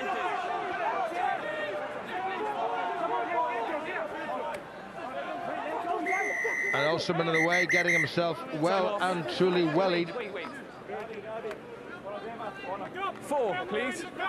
Johan Muller, the captain, I think, was on the ground. He would probably said he was trying to get away. 10 minutes. Oh, he's been sent to the bin, Johan Muller, for not getting away quickly enough. And this is not going to help Ulster cause at all. And are we looking at the arguably the upset of the season in the Magners League? Well, I think Ulster can certainly have the ability to turn this round with 25 minutes still left on the clock. There's no doubt if they get their composure, revert to a bit more of a territorial-based game, they've got the ability to come through this. Can't be overstated how crucial this period of time is in the game, that they keep Aironi scoreless. Difficult decision against Johan Muller there. When a maul collapses, it's very difficult to get out of the way, and I don't know that there was anything deliberately killing that ball. Well, the referee might have argued that he came in from the side and then didn't get away. Either way, it's an Aironi line-out, and that's how close they are. And again, it's well taken by Aironi. And again, they drive against 7-man Ulster in terms of the forward pack. Ulster will have to be at their sharpest defensively to keep Aironi out for the next 10 minutes. Krause just calling for the ball to come back. He'll have a go on the narrow side. Good tackling. Once again by Ulster. Andy Kiriakou it was. Bortolami, the captain, picks it up. Josh Soule has a go himself. Not releasing in the tackle. Ulster lucky to get away with that. Willie Falloon again, the 3rd time in a row he's put that body on the line. Yeah, twice it was desperate defence from him that denied Aironi points on that occasion. It was that ability and that skill set that he has with ball on ground to get over in a dominant position on his feet in front of the referee and get that point that has allowed Ulster to release that pressure. Well, a fine clearance kick by Ruan Pienaar. And a bit of the pressure off Ulster now. Looks as if Luke Marshall is coming on. Change. 9 white. 9 white. Change. Paul Marshall is going off. which would indicate that Ruan Pienaar will go to scrum half and Paddy Wallace to outside half. Time is off. Hold the ball down. Dudley, just hold in there for a second, please. Okay. Time back on. So Luke Marshall, who scored his first Ulster try a week ago against Cardiff, is on. Better line out, Vandenberg. Kiriakou, in the few starts he's had, certainly the last 2 games, has been throwing so accurately at the line out, which is one of the big pluses for Ulster in the last couple of weeks. Ulster just into the Aironi half. Paddy Wallace. Wingers on. Andrew Trimble onside, gathers it well. Inside to Daniele. Good covering back. Ulster give away the penalty. Good tackling it was by Gilberto Pavan. Clever little dink though by Paddy Wallace, very nearly produced something. Yeah, perfectly timed, and Andrew Trimble at pace, collecting the ball, strong in the contact, offloading, and then just a little bit isolated there. Aironi doing very well to get over the ball, and the penalty duly awarded. Aironi have incidentally brought on a replacement prop. Luca Redolfini has come on, as indeed has Andrea De Marchi, so both props have been replaced.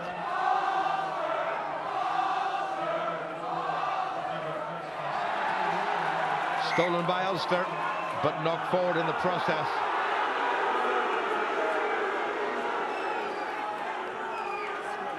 You can hear the Ulster crowd really trying to ignite this Ulster team, understanding the relevance of this game in the context of Ulster's Magners League ambition for a top 4 finish.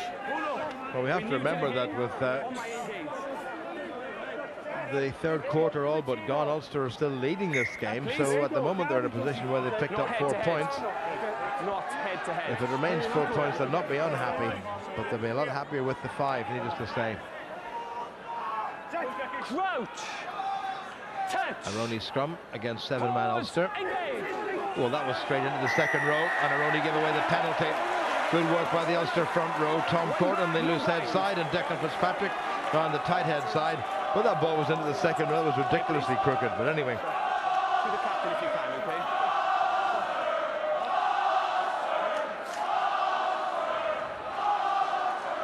Chris Henry, one presumes, will take over the Ulster captaincy in the absence of the sin-binned Johan Muller. And Pienaar's found a pretty good touch. So, 3/4 of this game gone. Ulster still leading. They need to try to press home this advantage. Black. Step off, please.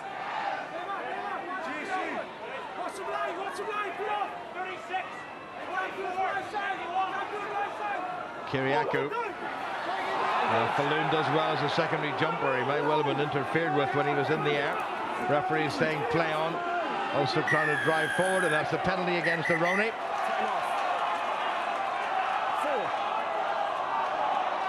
And it's the Australian, Joshua Furno, is going to be penalised. Penalty, okay? But when the man's in the air, you be very careful, okay? No contact at all. Taken in the air. Pienaar just hoping to put a little bit of distance, because this would mean Aironi would need more than a converted try to win this game if Pienaar can kick this. Well, Willie Falloon certainly was interfered with in the air, which you're not allowed to do. No penalty, but nothing more than that warranted. And opportunity now for Ulster to knock 3 points over, restore that 8-point cushion. And then the challenge really is in this last 20 minutes to play a bit more disciplined rugby in the right parts of the pitch, a bit more pragmatic in their approach to things. Accuracy and precision, the 2 key words.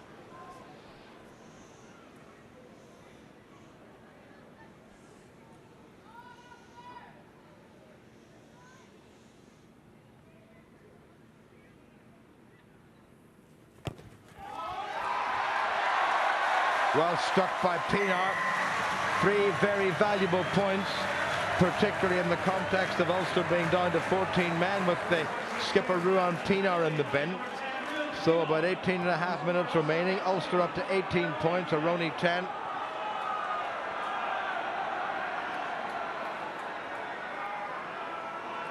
A little bit of movement on the far side. I think Ulster may well be contemplating another replacement or two. Hold on the kick. James Marshall to restart. Taken in by Pienaar. Gathered by Williams. Marshall back in his full-back position. Well, that's a good kick. Not a lot Simon Danieli could have done about that. He was pretty well positioned, the wing three-quarter, pressed into service at full-back. It will be an Ulster line-out. Time off, substitution, black 9, please. Pietro Travagli is going off, and another international is coming on, Tito Tebaldi. Middle is there. An admirable response from Aironi after a disastrous initial 10 minutes, and had they scored when they were pressuring Ulster through those line-outs and driving mauls, it could have put a different complexion on this game, but as it stands, Ulster is still in control on the scoreboard.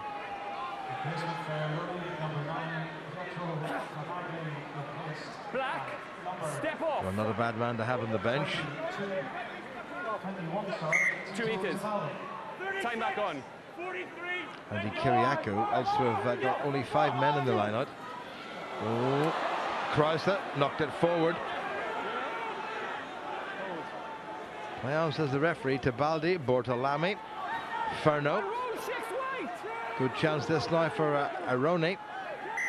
Penalty against Tim Barker. Little tap by Tebaldi, dangerous from such close range. Well, they've taken the quick penalty, and the referee says that's fine. Here come Aironi again. Bocchino. Into the big centre, Gilberto Pavan. Hold. Stayed 16. Ball was out. Andy Kiriakou very close to being offside. Aironi still there, and Aironi gave away another penalty. So Leighton Hodges will be back in the Ulster crowd's good books. Ball off your feet, Black. Yeah, Aironi had an opportunity with some overlaps down the left-hand side touchline. They weren't aware of it, and therefore couldn't capitalise on it. And Ulster once again finding themselves under pressure on their own line. Chris Henry's hurt, I think. Muller waiting to come on. I think Neil McComb's over there on the Ulster bench waiting to come on the field as well. So it may well be a case of Barker coming off.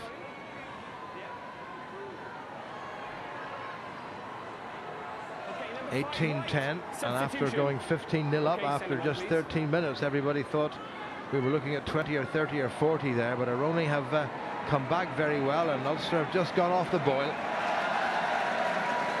So Ulster back to 8 forwards and therefore 15 men. Tim Barker is going off the field, and on comes the enormous Neil McComb alongside the Ulster skipper Johan Muller.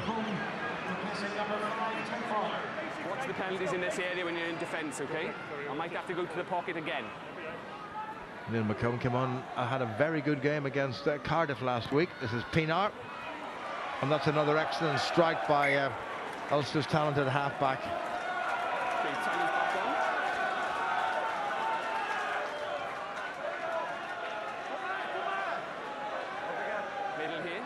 Tito Tebaldi standing right at the mark. It was a full penalty, so it's an Ulster line-out. Well taken by McComb, straight into service. Vandenberg runs into Bortolami. Pienaar has a little glance down the near touchline just to see if there's anything available to him. Here's Willie Falloon, has to step backward. Williams making a nuisance of himself. Here's Pienaar. Clever kick, Dimas. Trimble may well have knocked it forward. No, says the referee. It's great work by Trimble. Nevin Spence. A little kick for Danieli to chase. Angles maybe not quite right. Dimas touches it down for the 22. A little bit more spark there from Ulster. If that kick had gone a little bit more lateral instead of coming infield, could have well been a try-scoring opportunity for Ulster. Well covered by Pienaar. And does absolutely the sensible thing. All the way down to Robertson. Trimble with the catch. and calls for the mark or the fair catch. Wonderful work by Trimble. Referee obviously decided that the ball came backward off Ricardo, I beg your pardon, Danuel Demas. Determination in the face of Craig Gilroy. Well, that's a pretty good strike by Andrew Trimble. It's going to be an Aironi line-out. Ulster leading by 18 points to 10. If it stays like that, well, Brian McLaughlin won't be too unhappy, but he obviously would have liked an awful lot more. Yeah, he'll take the 4 points. Obviously, it's a win, but in conditions like this against the team that's bottom of the Magners League, he would have been hoping for that extra point. Still not beyond them at this stage, but looking highly unlikely. What will disappoint him is the performance, apart from an outstanding initial 10 minutes. Santa Maria back untidily. Tibaldi did well. Ulster closing down the Aironi midfield. It was Williams set it up though for the visitors. Furno. Tibaldi again. Bocchino. Marshall looking dangerous. Some of his kicks are very clever. Across comes Daniele. Well gathered by Daniele. Strong handoff. Here goes Gilroy. Needs just to keep his composure and set it up. He has done. Marshall. They have to move this. Paddy Wallace. He's got a couple of men with him, but a couple of prop forwards. Well done by Wallace. Here goes Willie Falloon. Good support from Declan Fitzpatrick. Much better by Ulster. Pienaar. Bit of width on it. Luke Marshall. Vandenberg has to pass.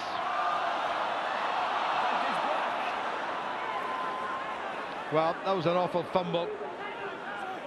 Certainly wasn't intended, I'm sure, but Ulster have conceded possession. Forward right. And Vandenberg just thought twice about that. If he'd given the ball straight away, there were men on the outside. Okay. Yeah, he just stumbled there and then had to force the pass, and Chris Henry not expecting it. And you know, another week against Cardiff, that ball goes to hand. It's perfectly in front. Just a stumble there, and then the flick out the back. Chris Henry not expecting it, bouncing off the chest, and sums it up pretty well, that picture. Yeah, frustrating night for Brian McLaughlin, who has been pretty ecstatic, reasonably so, by some of the recent performances. Declan Fitzpatrick has got himself injured. Aironi bringing on a replacement.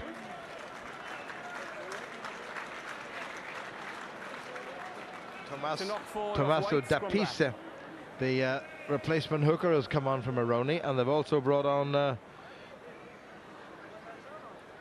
replacement wing three-quarter. I have a pretty good idea. Gabriel Pizarro. You're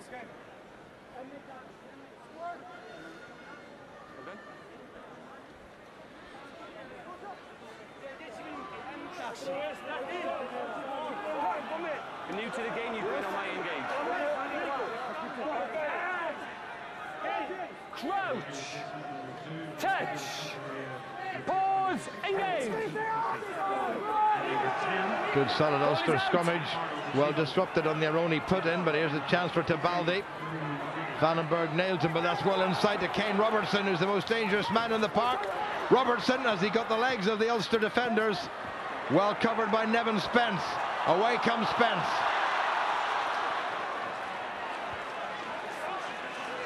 Back foot. Taken in. Hold. Demas managed to keep it in. He's got James Marshall with him. Come out back. Back on the Ulster side. Marshall misses it. In the 10.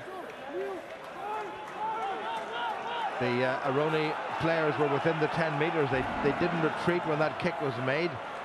This is very dangerous stuff by Robertson, who shows exactly why he's got nearly half a century of caps for the Italian international side. And what a piece of covering by Nevin Spence. And what a strike by Rowan Pienaar. Now this is the best field position that Ulster have had in the entire second half. 12 minutes remaining. Yeah, they've established the territory now, trying to execute the set piece and then get some of those plays out of the handbook. The important thing is just to be very clinical in the execution. Get the timing right, get the ball out in front of the man, go through the basics. When things aren't going your way, you revert back to your basics and get them correct. Well, Kiriakou just checks with Johan Muller where the ball's to go. The referee asked him just to open up the channel at the line-out. There's got to be a metre between the two line-outs. Kyriakou tends to be slowish at getting it in. That's better. Vandenberg, Pienaar, Paddy Wallace has a go himself. Makes good ground. They need it quickly, and they've got it quickly. Pienaar, Kyriakou just took the tackler on and did well. Declan Fitzpatrick. Ulster really need a try here just to copper fasten the victory. Never mind the bonus point. Vandenberg so close. Sets it up again. Fitzpatrick looking for a second Magners try. He looks as if he's across the line. The referee, I think, might be going to the TMO, or was it held up? Just going to go to TMO, okay? Got 11 covering the ball. Well, he's going upstairs to Marshall Kilgore. Have you got me? Yes, I've got you. Okay, is there any reason why I can't award a try? Well, is there any reason, says Leighton Hodges, why I can't award the try, which means as far as he's concerned, it's pretty close. Here comes Vandenberg, who made the initial thrust, and although he was turned the wrong way, he rolled over on his left side and presented the ball, and somewhere there is Declan Fitzpatrick. And Willie Falloon's not too far away as well. It might even be Willie Falloon, I think it is. There was a 7 on the back. I'm not sure it was a 7 or a 17. Yeah, well, the key was the question that was asked. Any reason I can't award the try? So unless the TMO can see something, he doesn't have to see the ball ground, he just has to see something. That means the try hasn't been scored. Well, it was Declan Fitzpatrick, aided by Willie Falloon. If it is a touchdown, it's going to be Declan Fitzpatrick's try. Leighton? Yes, I got you, Marshall. I can't see the grounding, but there's no reason that you can't award the try. Okay, the question was there any reason I can't award a try, and you've got no reason? I have no reason. Okay, well, is time back on? What a relief for Ulster. What a relief for Brian McGuckin. Ulster's third try, which you would think might just secure the victory here. Okay, if you can orchestrate it from the sidelines, you can do it now, please. Well, we spoke about executing the basics right, get into the right parts of the pitch and then go through the phases. Ulster did exactly that, secured line-out possession and then went through the phases until they scored the try. They'll be looking at the clock, 10 minutes left, plenty of time to secure that extra point.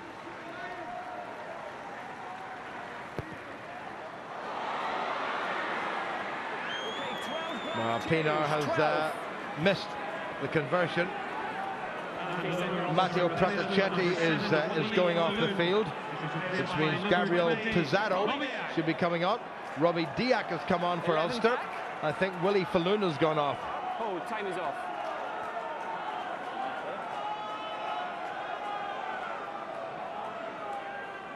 $13 black, substitution.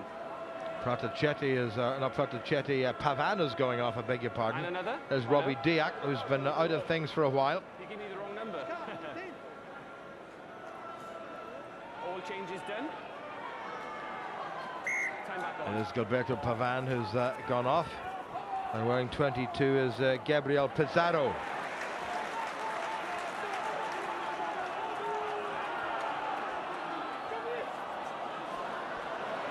Oh, here come the Italians. This could be interesting. There's a dummy and they've blown it. They have blown it. Yeah, well, the turnover there and ball just popping out of that rolling ball there. Someone getting their hands in there, and as it popped out, it was a simple 2-on-1 that just needed to be executed. Well, actually 3-on-2, and then just the no-look final pass, forward pass probably, and knocked on. Just stand them off there, Deadly, please. A poor execution there. Well, it was replacement hooker Tommaso D'Apisi, just 22 years of age, showed the Ulster defence a pretty clean pair of heels. Declan Fitzpatrick, the Ulster try scorer, is limping off, and Jerry Cronin is coming on. Declan Fitzpatrick, number 17. All done? Well, I hope it's nothing too serious, because Declan Fitzpatrick has had a couple of very good appearances for Ulster in the last few weeks since he recovered from an injury which kept him out from a dozen games. 8 minutes remaining. Pause, engage! Early engagement by Aironi. On the engage.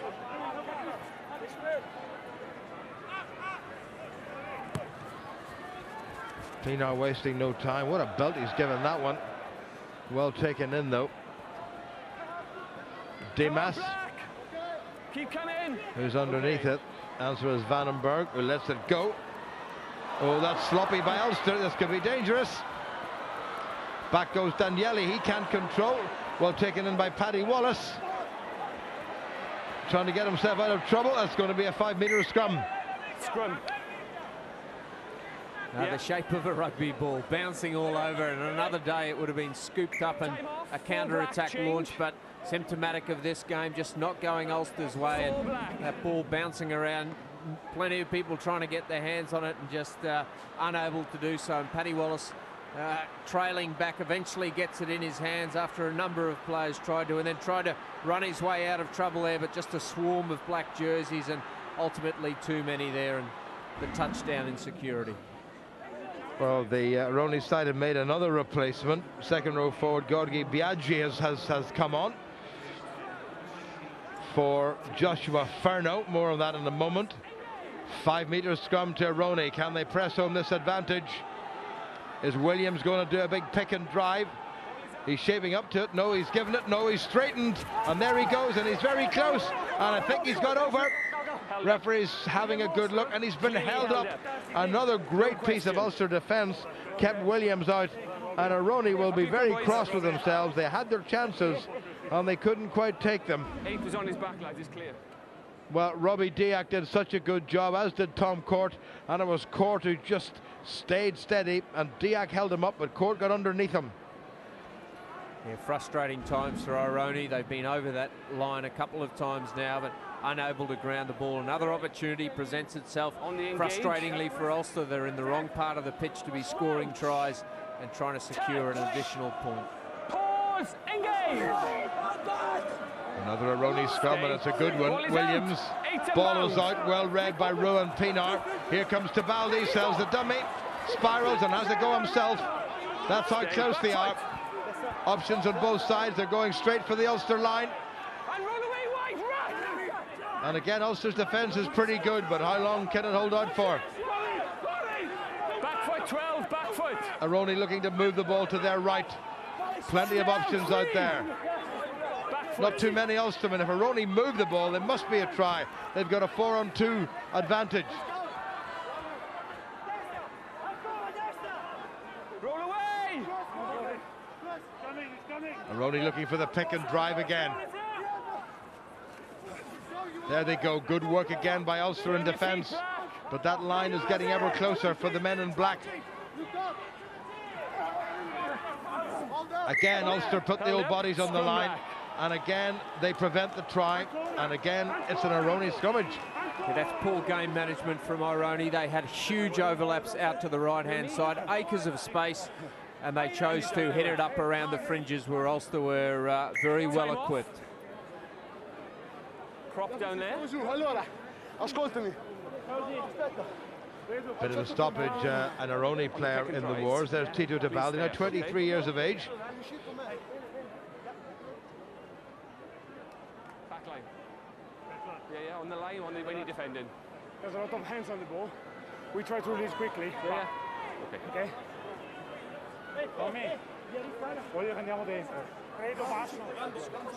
Yeah, he's unbound clear, yeah. Johan Muller laying down the law to his rather beleaguered Ulster pack. Time back on, held up, scrum lap. So another 5-metre scrum to this Aironi side. Down the middle, okay. Crouch! Touch! Pause! Engage! That's fine. Stay where you are now. Another good Aironi scrum. Williams does well. No hands, right! Ulster have to keep the hands out of it, and they didn't. Too many penalties, sir. The referee said no hands white, and he's given the penalty, and Ulster may be lucky enough not to have another man go to the bin. Scrum. Well, the Ulster mascot Sparky is not looking so sparky. Now Ulster are doing well, scrummaging on their own 5-metre line. They're disrupting that possession at the back of the scrum. Nick Williams isn't able to get a platform to really launch himself. I'm sure they'd be keen to get that right shoulder up, allow Nick Williams some open space in sight of that try line to launch himself off the back. But Ulster doing very well in the scrum to deny them that. Early engage.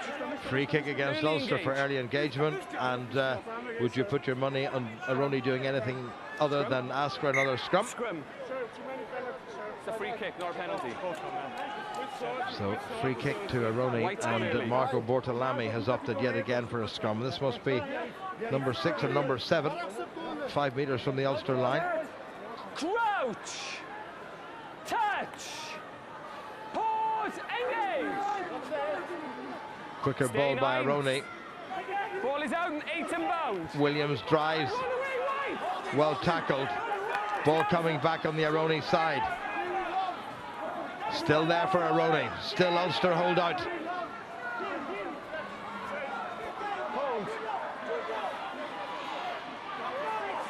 Robbie Diak straight in there with a very strong tackle. Under 3 minutes to go. Can Ulster survive? Kreuzer took it forward.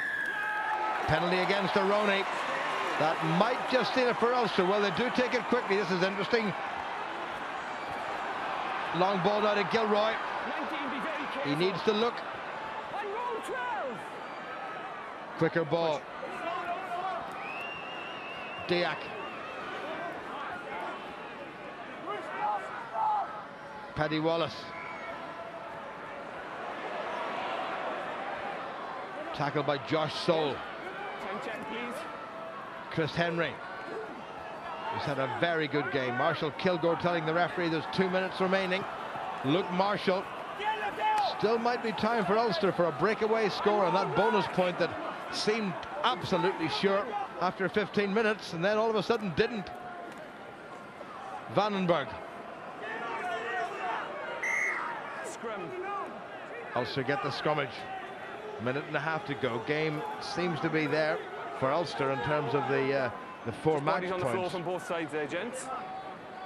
Yeah, they'll be desperate to throw everything at this with a 23-10 score line and a couple of minutes left. They're really going to throw everything at this last move. Nevin Spence.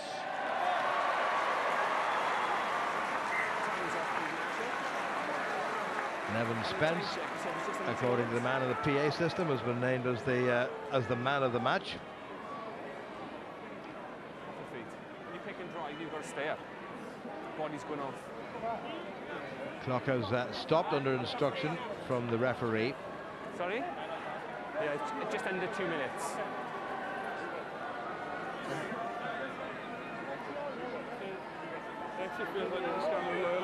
I'm being told that Leinster are leading in Dublin against the Scarlets by 19 points to 3. If it stays like that, and obviously Ulster are going to win this game, then Ulster will move ahead of the Scarlets. White ball. Crouch. Touch. Pause. Engage. Good solid Ulster scrum. Wallace. Luke Marshall. Here's Wallace again. Just not going right for Ulster when it matters most. A little interplay between Wallace and Daniele, who puts his head in his hands. Didn't quite work out. This could well be the last set piece of this game. Luke Marshall. 40 seconds. Nicely 40 done. seconds. Paddy Wallace. A lot of pace there. Daniele came inside, and it wasn't the worst pass in the world, and Daniele will be a bit displeased with that. Hasn't been playing an awful lot of rugby recently, to be fair, with Scottish commitments and so on. 30 seconds remaining, so this might well be the last set piece of the game. Crouch. Touch. Pause. Engage.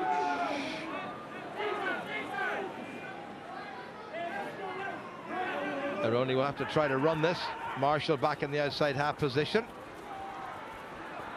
Nice little show of the ball. Your time, Leighton, your time. By Gabriel Pissarro. Advantage.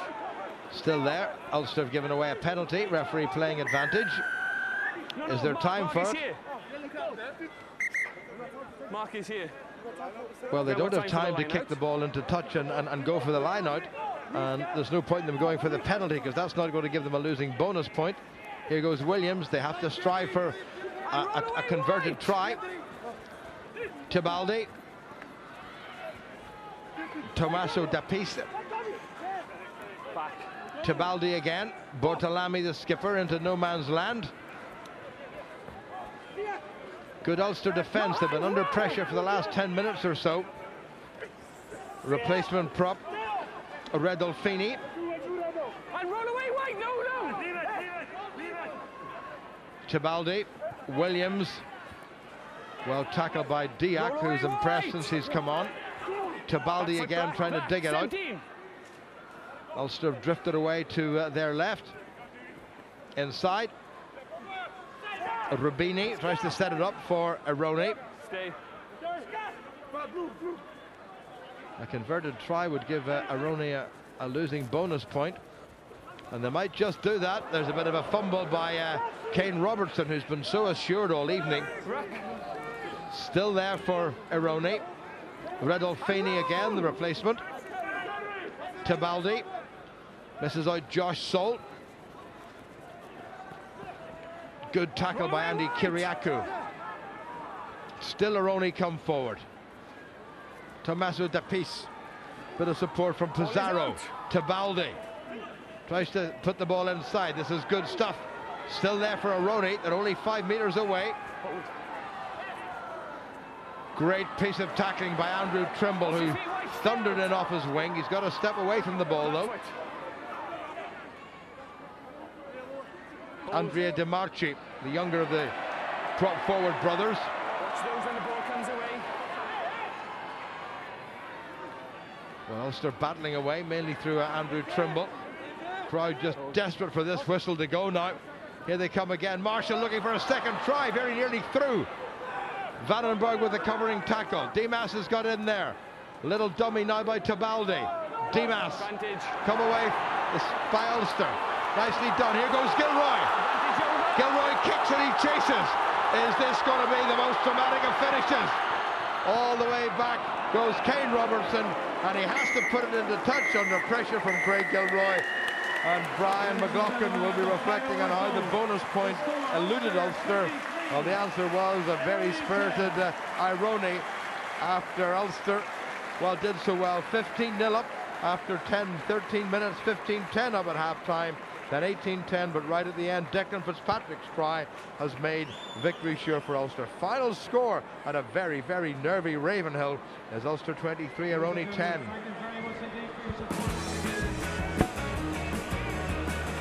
Well, it's a win. That's the important thing, but Ulster made pretty hard work of it at times. They did get out of the blocks early with two great tries by Tom Court and Craig Gilroy, and at this stage it looked like Ulster were going to run away with the game, but just before half-time the Italians got themselves right back into it and just trailed by 5 points at the break, and then it all got a little panicky and nervy for Ulster. Could this be the most important tackle this season? You just never know. Willie Falloon held up a score for Aironi as well. Brian McLaughlin looked concerned, but Declan Fitzpatrick rumbled over with the help of the TV referee for a good Ulster victory. Final score, Ulster 23, Aironi 10. Well, Bryn, Tony, I have to say it was nervy for Ulster. The win, the most important thing. Absolutely. I think we went through almost every emotion up here. You know, we had excitement, disbelief, frustration at times as well, and just as we looked like we're getting on top of things, we'll then give away a needless penalty or a silly mistake and let Aironi back into it. And to be honest, Aironi played a better rugby in that second half. But they'll be very disappointed not to get that bonus point tonight, Tony. Yeah, they will be, Stephen. I think you just had to see Brian McLaughlin sort of look of frustration at the end of that game. He would have harboured major ambitions for 5 points tonight. Yes, we've got the win, but we hope that losing or missing out on that bonus point doesn't come back to haunt us come the end of the season. Okay, Tony, Bryn, thanks very much. Not long to talk at the end of the match tonight. The next rugby we have for you will be in a couple of weeks' time. That's Ulster's rearranged game against the Dragons, the one postponed from December when it was postponed because of frost. All the post-match reaction, you'll be able to see that on the BBC Sport website. Ulster win. Keep up the push for the playoffs. But just about from all of us here at Ravenhill, it's bye-bye.